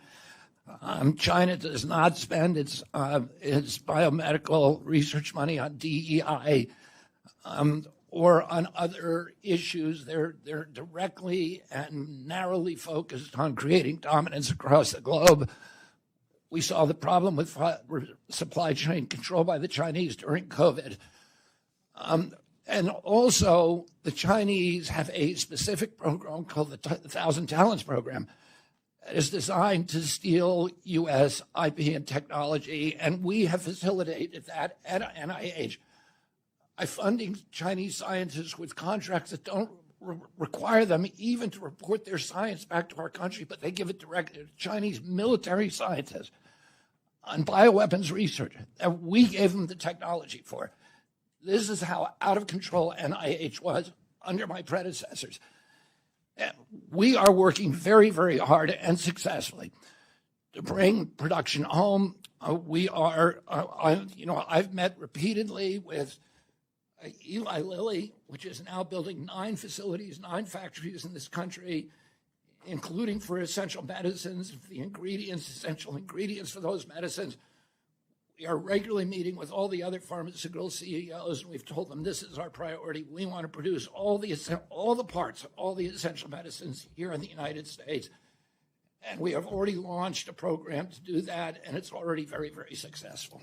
Thank you, Mr. Secretary. And then on the issue of medical countermeasures, I wondered if you could talk about challenges facing BARDA, the Strategic National Stockpile, and how Congress can help you overcome any challenges in that arena. We have, BARDA, we are redirecting BARDA so that it's going to do gold standard research. BARDA's been very successful in the past.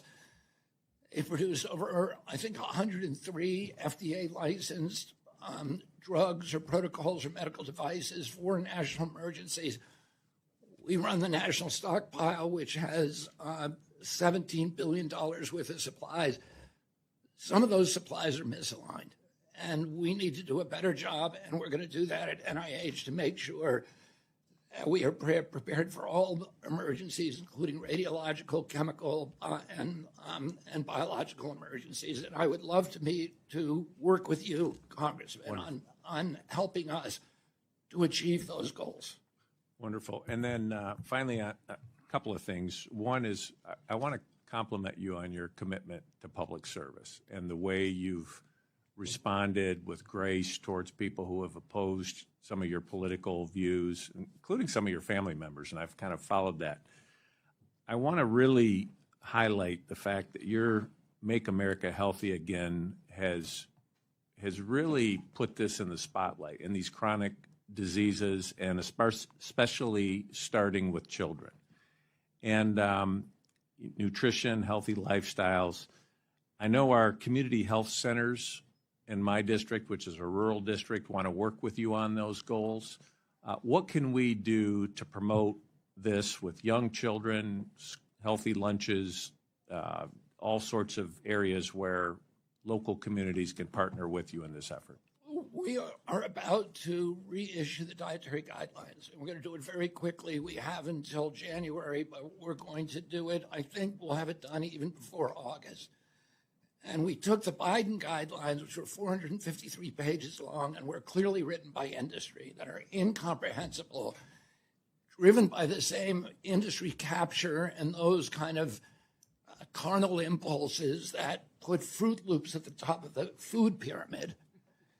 And we are changing that. So we're going to have 4-page dietary guidelines that tell people essentially eat whole food, eat the food that's good for you. That's going to drive changes in the school lunch programs. And we're going to need your help to make sure we can get good school lunches to Head Start. I've been touring these Head Start facilities. Everything they eat is in a package, and it is just loaded with sugar and with chemicals. We're poisoning this generation, 800,000 kids, the poorest kids in our country, and we're starting them out with this count against them, with diabetes, pre-diabetes. 38% of our youth now are diabetic or pre-diabetic. That was 0 when I was a kid. When anybody thinks that we did gold standard medicine in this country from these institutions, look at our children. They're the sickest children in the world. Laura, you say that excuse me, Congressman DeLauro, you say that you've worked for 20 years on getting food dye out. Give me credit. I got it out in 100 days. I'll give you that credit. All right, so let's work together and do something that we all believe in, which is have healthy kids in our country, for God's sake. Ms. Dean. That together. It's not, there's no such thing as Republican children or Democratic children.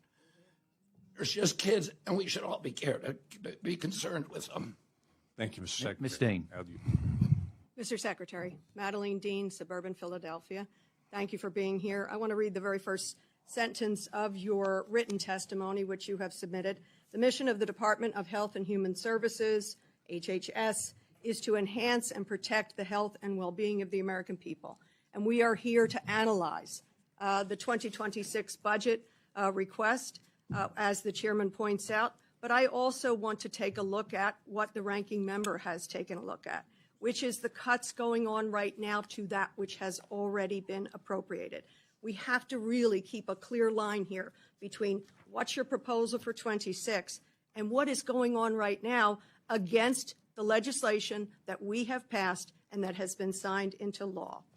I have to tell you that I'm more interested in substance than slogans. I'm getting a little lost in the MAGA, the MAHA. Now there's AHA.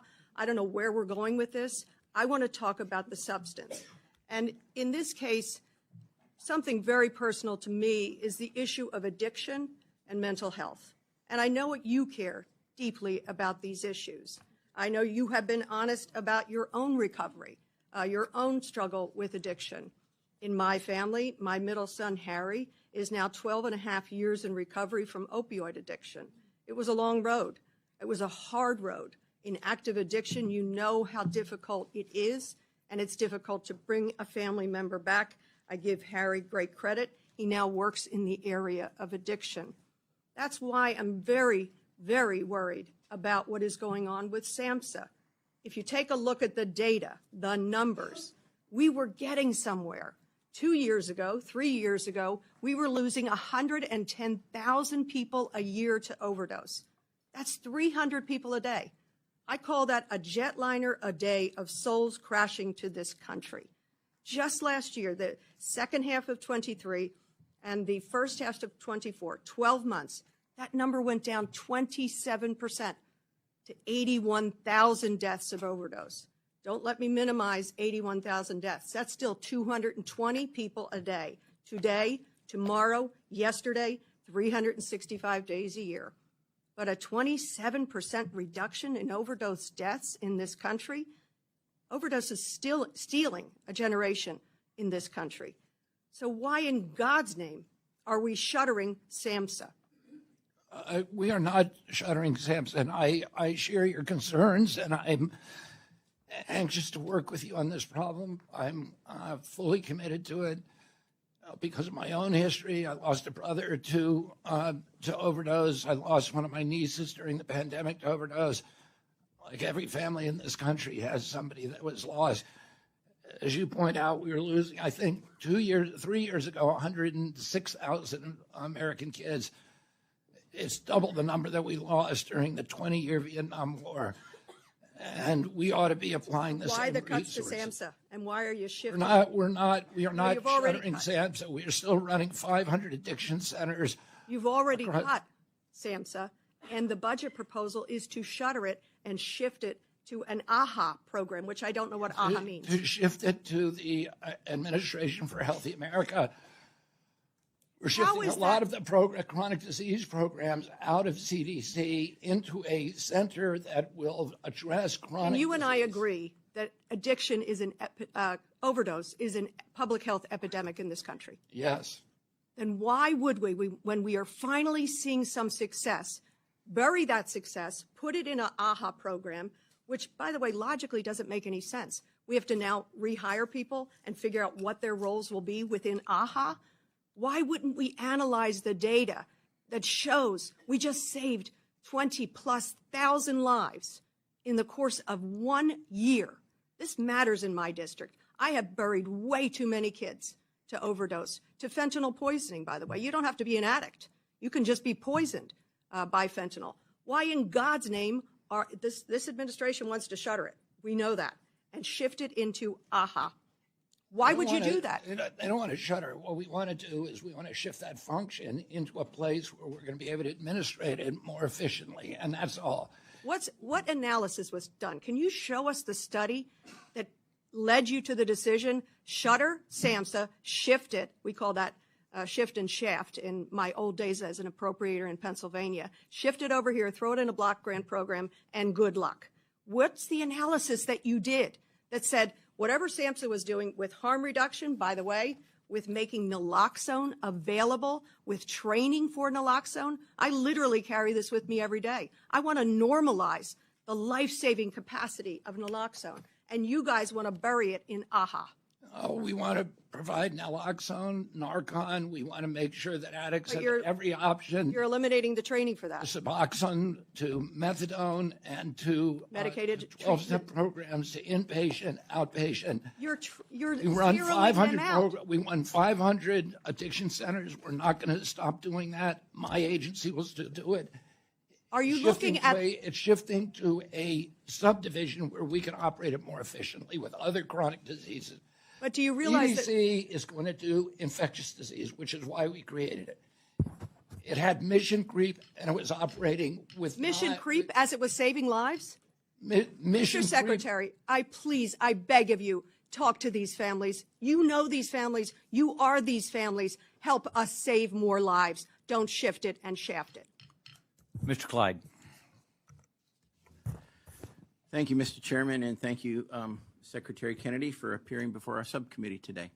As we consider the future of Americans' health in the Department of Health and Human Services, I appreciate the opportunity to discuss reforms that prioritize the health of our citizens while restoring transparency, accountability, and constitutional limits on federal power. For too long, federal health policy has been burdened by wasteful spending and ideological agendas, undermining the scientific integrity and public trust.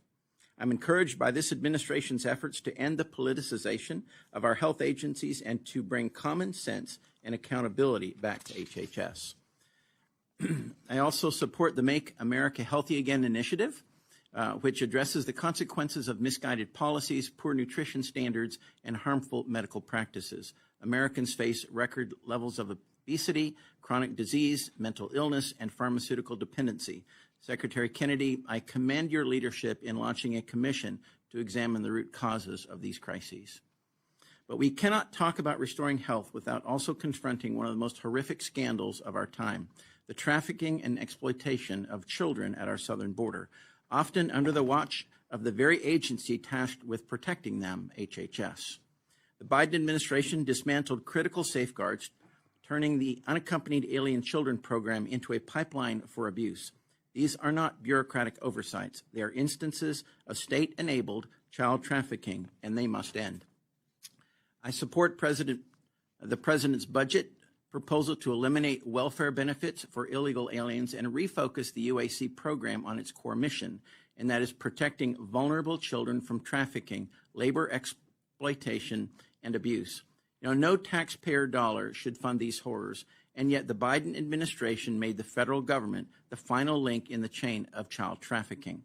So I want to ensure the money that we spend on health policy is guided by constitutional principles, rigorous science, and the interests of the American people. So my first question for you is, do you know approximately how many children over the last 4 years have gone missing or remain unaccounted for after being released by HHS? Have you looked into that? The estimate, Congressman, from the Office of the Inspector General, and it's considered a very low estimate, is 291,000 children missing.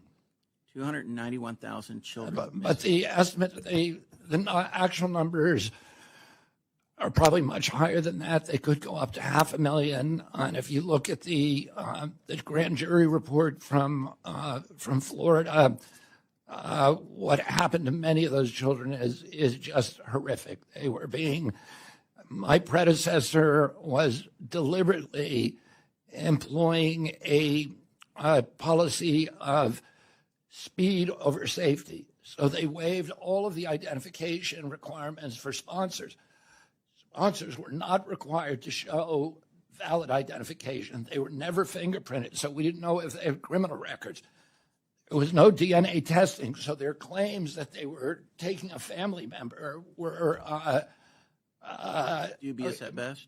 Yeah, they were dubious. And we in Cleveland, according to the grand jury testimony and the grand jury findings in Florida, there are so many episodes. One of them is a man in Cleveland who picked up a 16-year-old girl claiming to be her brother, raped her, impregnated her, put her in a home where she was being regularly raped of all men, and then got a 16-year-old boy who disappeared and went back 2 other times for other children. This was happening again and again. One agency placed 592 children with 120 sponsors. 400 children were shipped to a town where there's a meatpacking plant in Kansas. 400 children who, they had to come and claim that the sponsors had to claim that those children lived in that town.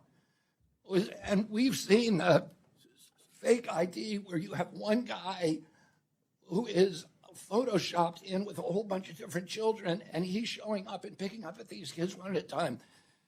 The Biden administration knew about it. They saw the same pictures we did, and they did nothing. There's 160,000 help complaints that were never investigated. I've launched now a criminal task force. We've opened up 500 criminal investigations and already brought 80 to court. So we are going to try to do everything we can. We're working with DHS to find these children, but the federal government under the Biden administration became the biggest facilitator for child abuse probably in the history, certainly in the history of our country. Well, thank you. I was going to ask you, how are you going to hold these contractors and officials accountable, but I think you answered that question already. We're already doing fingerprinting on every sponsor. We're doing DNA testing on every sponsor. We're doing income testing on every sponsor, and we're doing valid ID testing. Nobody gets a kid without showing that they are a family member. Thank you. And I see my time has expired, so I yield back. Thank you for that excellent work. Thank you, Mr. Clyde. Mr. Harder. Thank you so much. Secretary Kennedy, I'd like to start by talking about your personal story. You've talked openly about your battle with addiction, and I want to thank you for being so open about talking about your road to recovery. As you know, addiction is a real crisis. Tens of thousands of Americans died this year from overdoses. My community knows this all too well, and all of us have been to far too many funerals. So, Secretary Kennedy, I'd like to start by just grounding us in the reality of what treatment like that actually looks like. As I understand it, you were 15 up until when you entered into an inpatient rehab facility. You credit the care you received there as a turning point. Do you have a sense of approximately how much money your family spent on your addiction treatment? Well, I spent the money on my addiction treatment, and at that time, the rehab was probably like $800 a day. I think today they're much higher than that, many of them. Yeah, I think that's right. My understanding is that the private rehab facility, like the one that you went to, would cost in today's dollar for that same treatment over $286,000 out of pocket, just for addiction treatment that I think we can all agree, Republican and Democrat, is absolutely necessary to make sure that we're keeping our communities safe. I bring this up because there are, Congressman, there are many really gold star rehabs that do it for a tiny fraction, like $20,000 to $40,000 a month. There you go. I bring this up because in my community, the average salary is $40,000. So most folks in my community can't even afford $20,000 or $40,000 per month. And most of the folks in our area rely on public clinics that are mostly financed through Medicaid. About half of my district is on Medicaid. And the recent budget that is being discussed in the House right now would leave 50,000 people in my community without health insurance. So, Secretary Kennedy, my question for you is, why do you think that a community like mine doesn't deserve access to that same basic health care provided by Medicaid that you benefited from? I do believe they are. I do believe, and that is the design of the Medicaid program. So do you disagree with the cuts that are being proposed for Medicaid right now? No, the cuts to, this is I don't know if you understand this or whether you're just mouthing, the Democratic talking points. The cuts to Medicaid are for fraud, waste, and abuse, and I'll tell you what that means. It means that because of DOGE, we were able to determine, and it's about 8 million people who would be affected. Because of DOGE, we were able to determine that there are 1 million people who are claiming Medicaid from multiple states. That's illegal. It's theft. You're not allowed to do that. There are another 1 million people who are collecting both under Obamacare and Secretary, that has nothing to do with the budget that's These actually are the only being cuts that are proposed being in the made. House. These are the only cuts that are being made to Medicaid. That's not true. Yes, it is. There are another 1 million illegal aliens.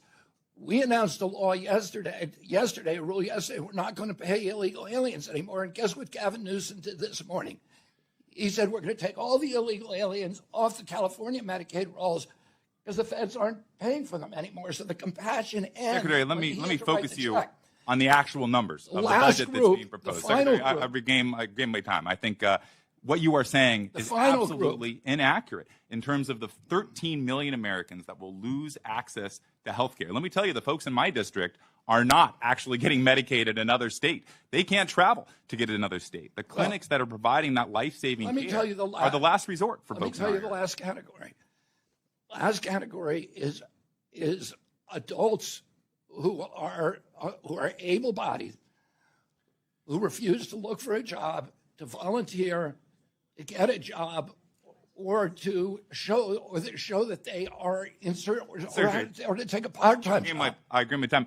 That is absolutely not true. The vast majority of folks in a community like mine who are on Medicaid are working. They want to work. People want to be able to make sure that they're in no danger of losing their Medicaid. That's just not true. We've seen in time after time, including in Arkansas and Florida and other states, that when you put more red tape, yes, but we've seen this chapter before. When you put more red tape in front of people actually getting that life-saving care, you're going to prevent people from accessing health insurance and being able to go see the doctor. Medicaid is for poor children. It's for women, for mothers, and it's for the disabled. It is. And 13 million of those people are going to lose health insurance if this budget becomes law. They're already losing their health insurance because of all the able-bodied people who are not looking for jobs on Medicaid. Secretary, I'll just close by saying this. I hope that you remember the grace that was given to you during your darkest days. And I recommend that you come to a district like mine and stare at a single mom who has young kids who's at risk of losing her health insurance because of more red tape. Stockton, California. Come on out. We'd love to have you. And I hope that you can actually explain why this program is going to make her life healthier and help with the actual outcomes that we're talking about, because I think that's a hard case to make.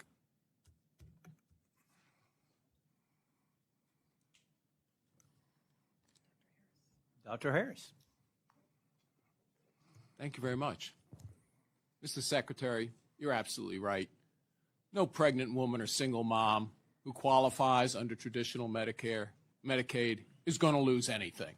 This talking point is ridiculous. The million people who are committing absolute illegal fraud by being on Medicaid rolls in 2 separate states is a fraud, and the insurance companies make a ton of money from it. You're absolutely right.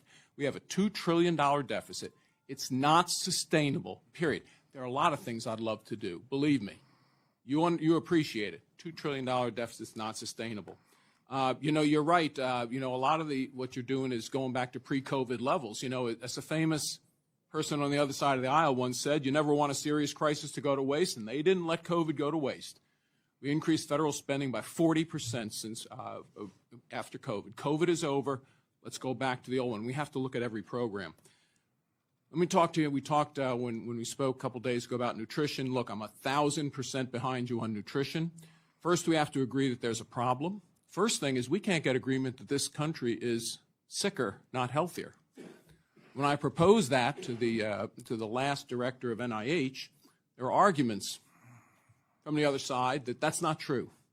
It's absolutely true. By every measure you can, let's take life expectancy. The simplest measure, simplest, easy to understand measure, life expectancy is going down. Let's look at the chronic diseases, which you're absolutely right. Whether you look at obesity, overweight, hypertension, cardiovascular disease, they're all gotten worse, not better, and almost all can be linked to nutrition. So I'm glad that you and the Secretary of Agriculture are going to support finally taking the Supplemental Nutrition Assistance Program and put some meaning in the word nutrition.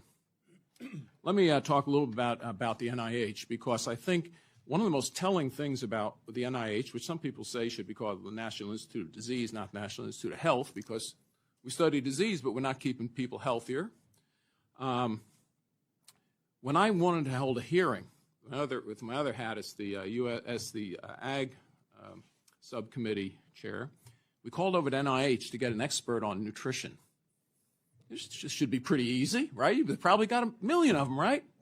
No, they couldn't send someone over. Now, if I had asked for an oncologist, they could have sent dozens. They would have sent the director of the division. They would have sent the director of the NIH over.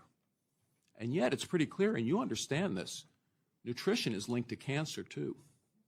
Might need fewer oncologists if we had some better nutrition. And God bless you in what you're trying to do with that. That study out of WashU in December that actually shows the link with high intake of fructose to the carcinogen, the lipid, and the lysophosphatidylcholines that are metabolized by humans from fructose that increase tumor growth.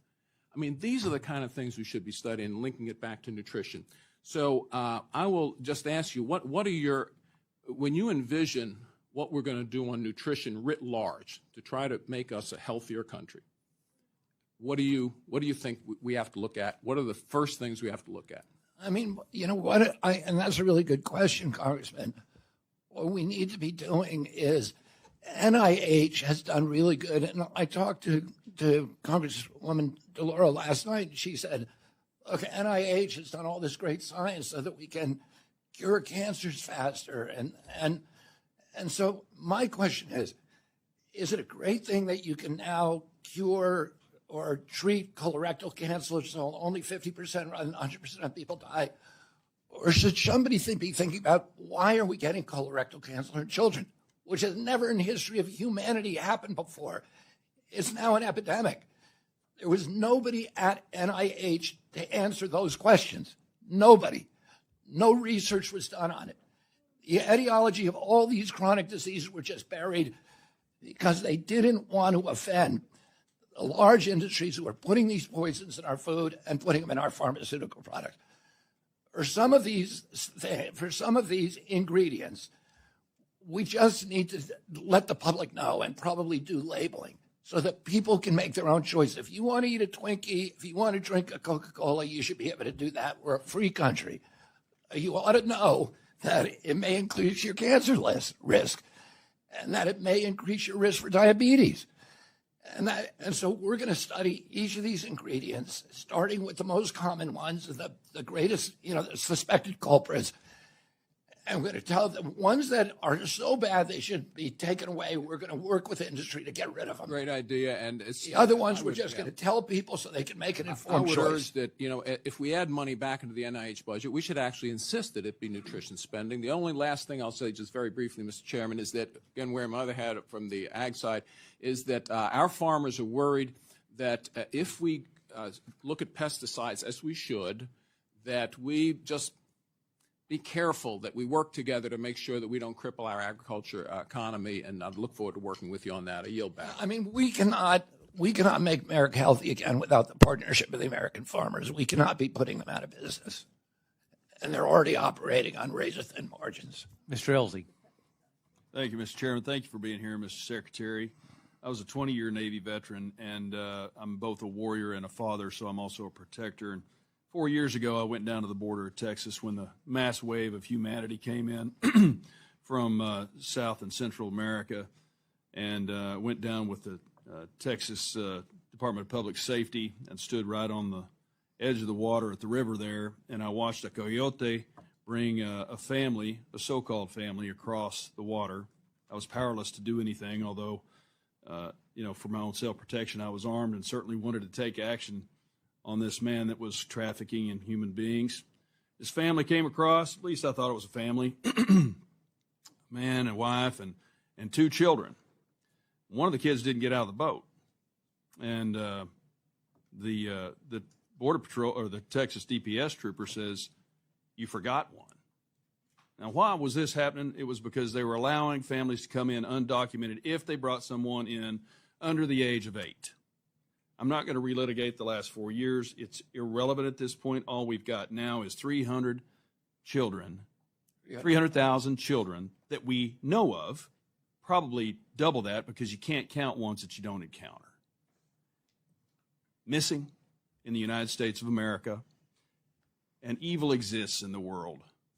And it exists in the realm of human trafficking and child sex trade, and they're in this country. And so that was the Department of HHS, that was their responsibility to make sure that the sponsors were vetted. They didn't do so. We've addressed what you're doing now.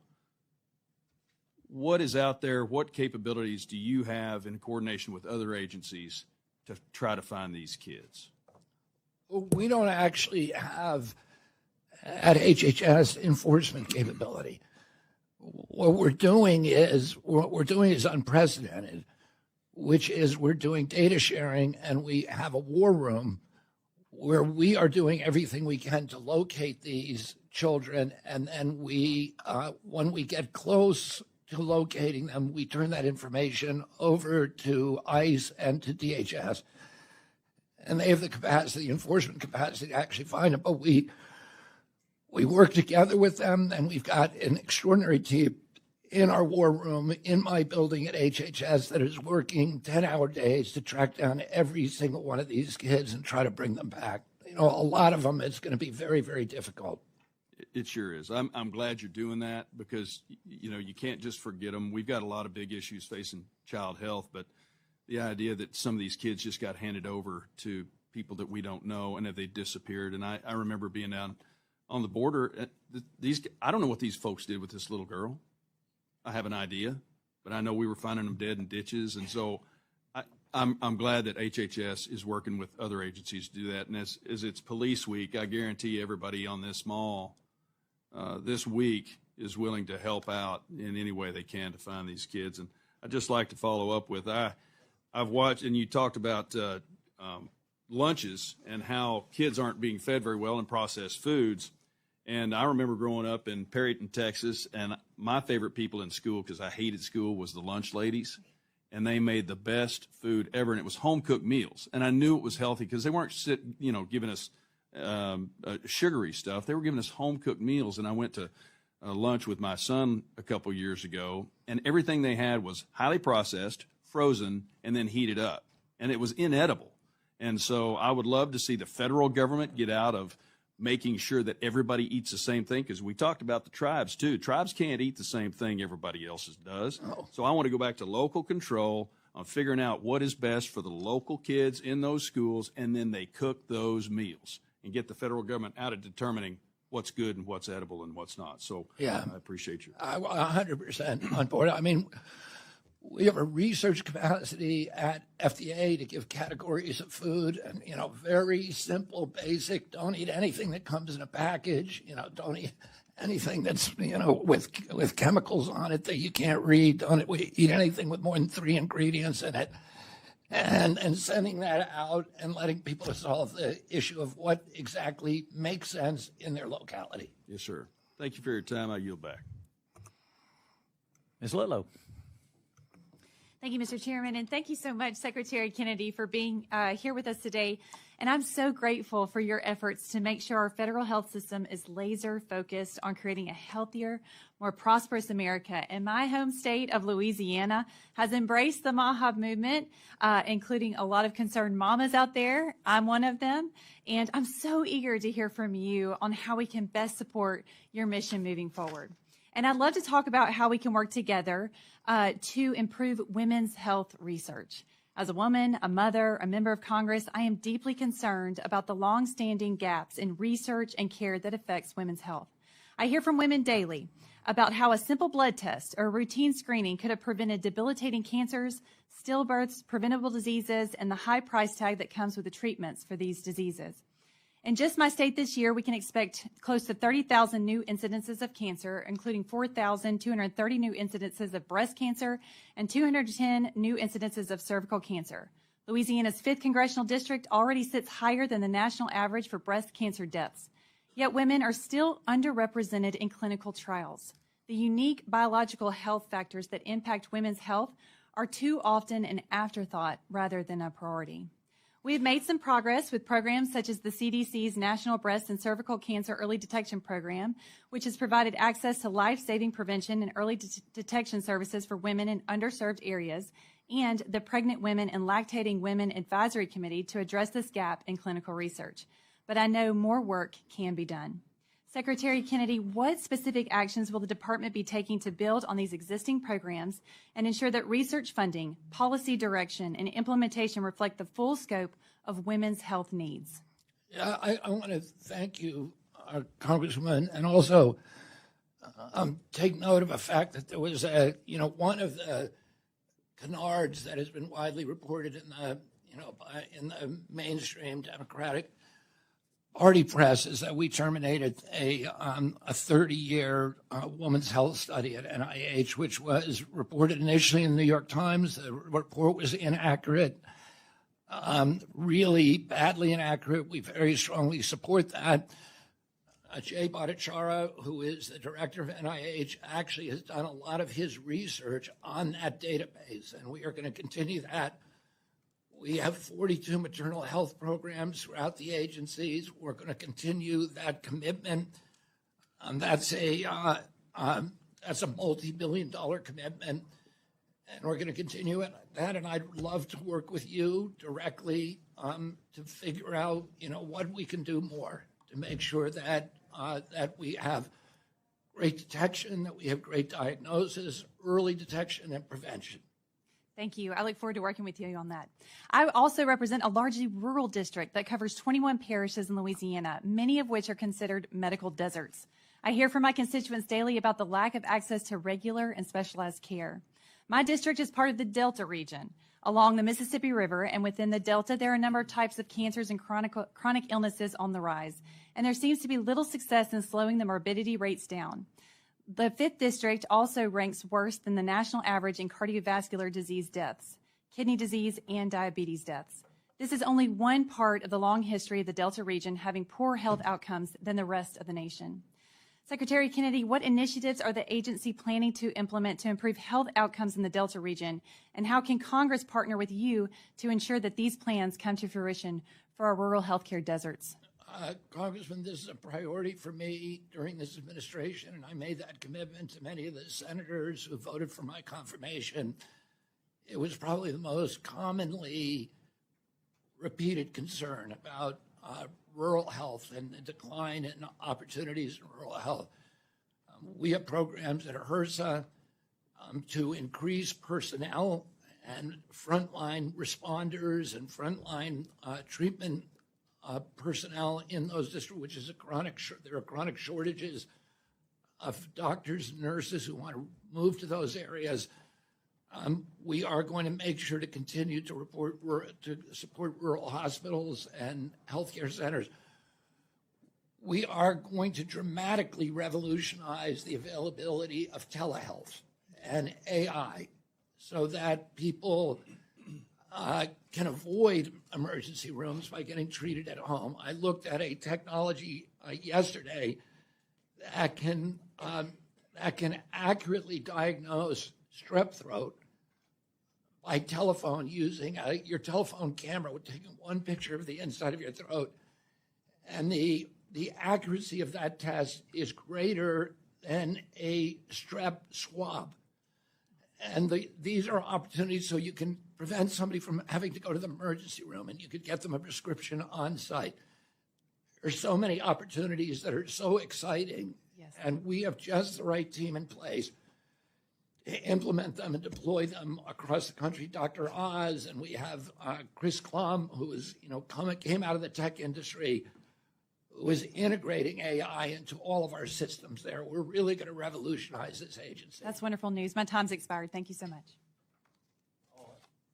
Thank you, Ms. Letlow, and I think we've covered all the every member has got a chance to ask a question, but before we do adjourn, I would like to recognize the ranking member, Ms. Laura, for any closing comments.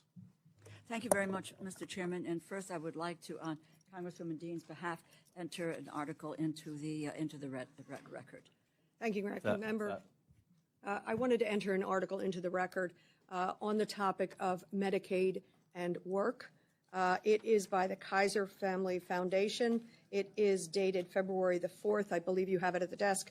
Understanding the intersection of Medicaid and work. Unlike the chestnut, the bigoted chestnut that we see very often written that Medicaid recipients are not working, the data shows the vast majority of able-bodied people are working. Without objection, it'll be included. Thank you. Mr. Law. Thank you very much. Sorry, Ms. Letlow left, but I think it's important to note that in the 2026 budget and under CDC, the breast and cervical cancer program has been eliminated. I think that's important to understand for women's health. Also, Secretary Kennedy, you committed to following the law and awarding congressionally appropriated funds in 2025. And please understand that we are in 2025 and we are under the continuing resolution, which is the 2024 budget. So quite frankly, it should be an easy transfer to 2024 to 2025. But that is what is operative. That is the law of the land, not a suggestion, not a directive, a law of the land. But the evidence suggests that you are cutting billions of dollars in funding right now. The evidence shows that you are withholding at least $2.7 billion in life-saving NIH research, and that is only midway through 2025. And based on the evidence, I believe, and the OMB director has indicated, that you are going to illegally impound billions of dollars of congressionally appropriated funding for NIH research in 2025. To make matters worse, you are proposing to cut NIH funding by $20 billion in 2026. You do not have the authority to do what you are doing. Congressman Hoyer pointed out that very clearly and explicitly. You don't have the authority. This administration does not have this authority. You're reorganizing of the NIH. You don't have the authority. That is in the jurisdiction of the United States Congress. You want to eliminate 5 agencies. You want to create a new agency once again.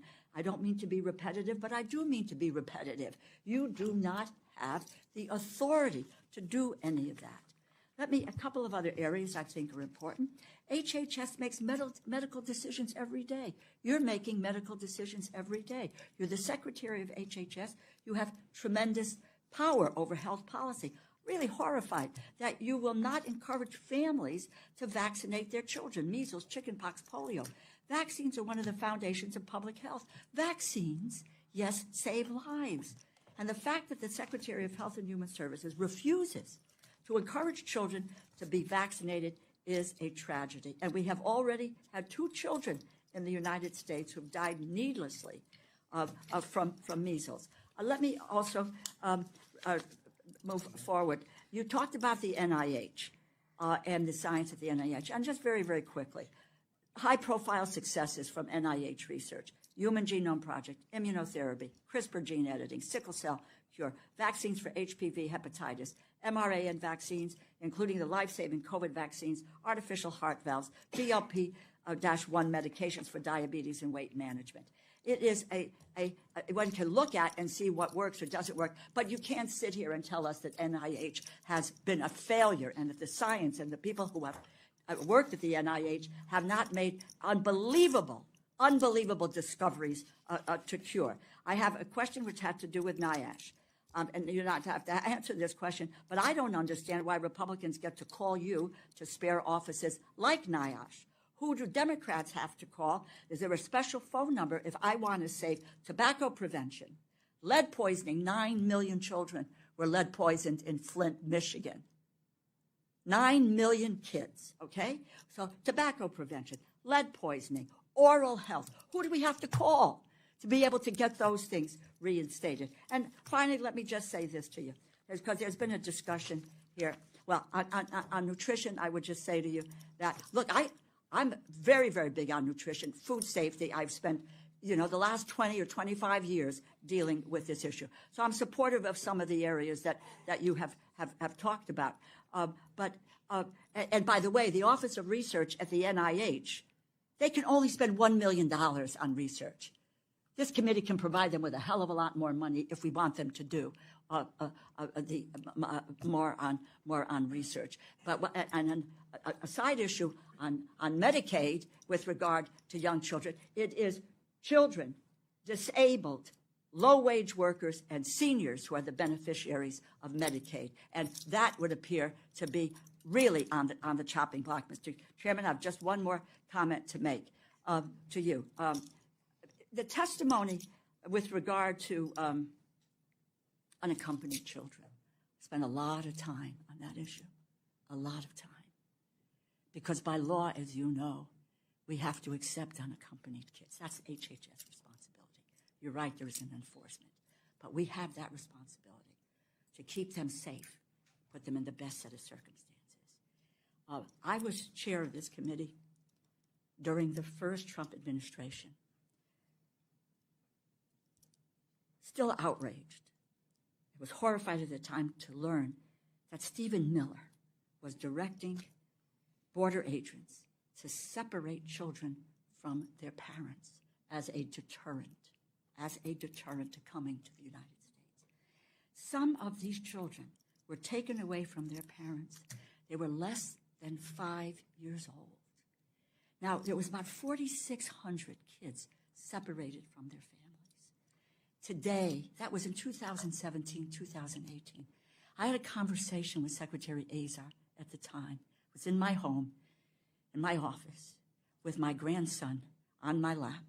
And I said to him, do you have a list of the families and a list of the children so that they can be reinstated? He assured me that they did. Mr. Secretary, it's 2025. 1,300 of those children are unaccounted for. Do we want to look for missing kids to get them to their parents?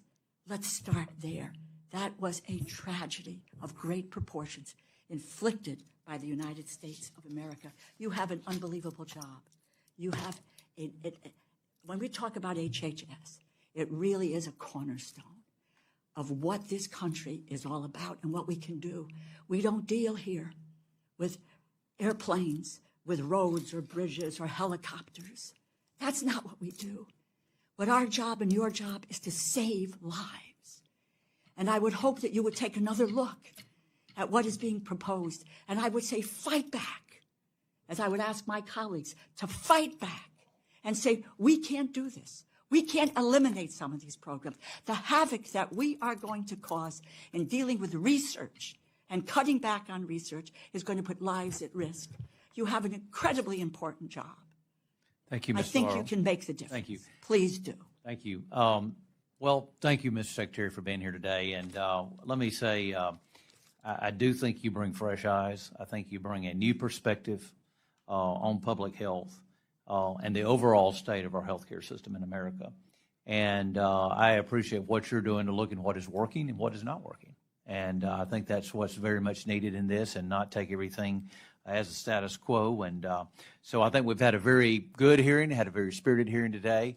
But I think we've covered a lot of topics, and very happy that all the members got a chance to ask questions.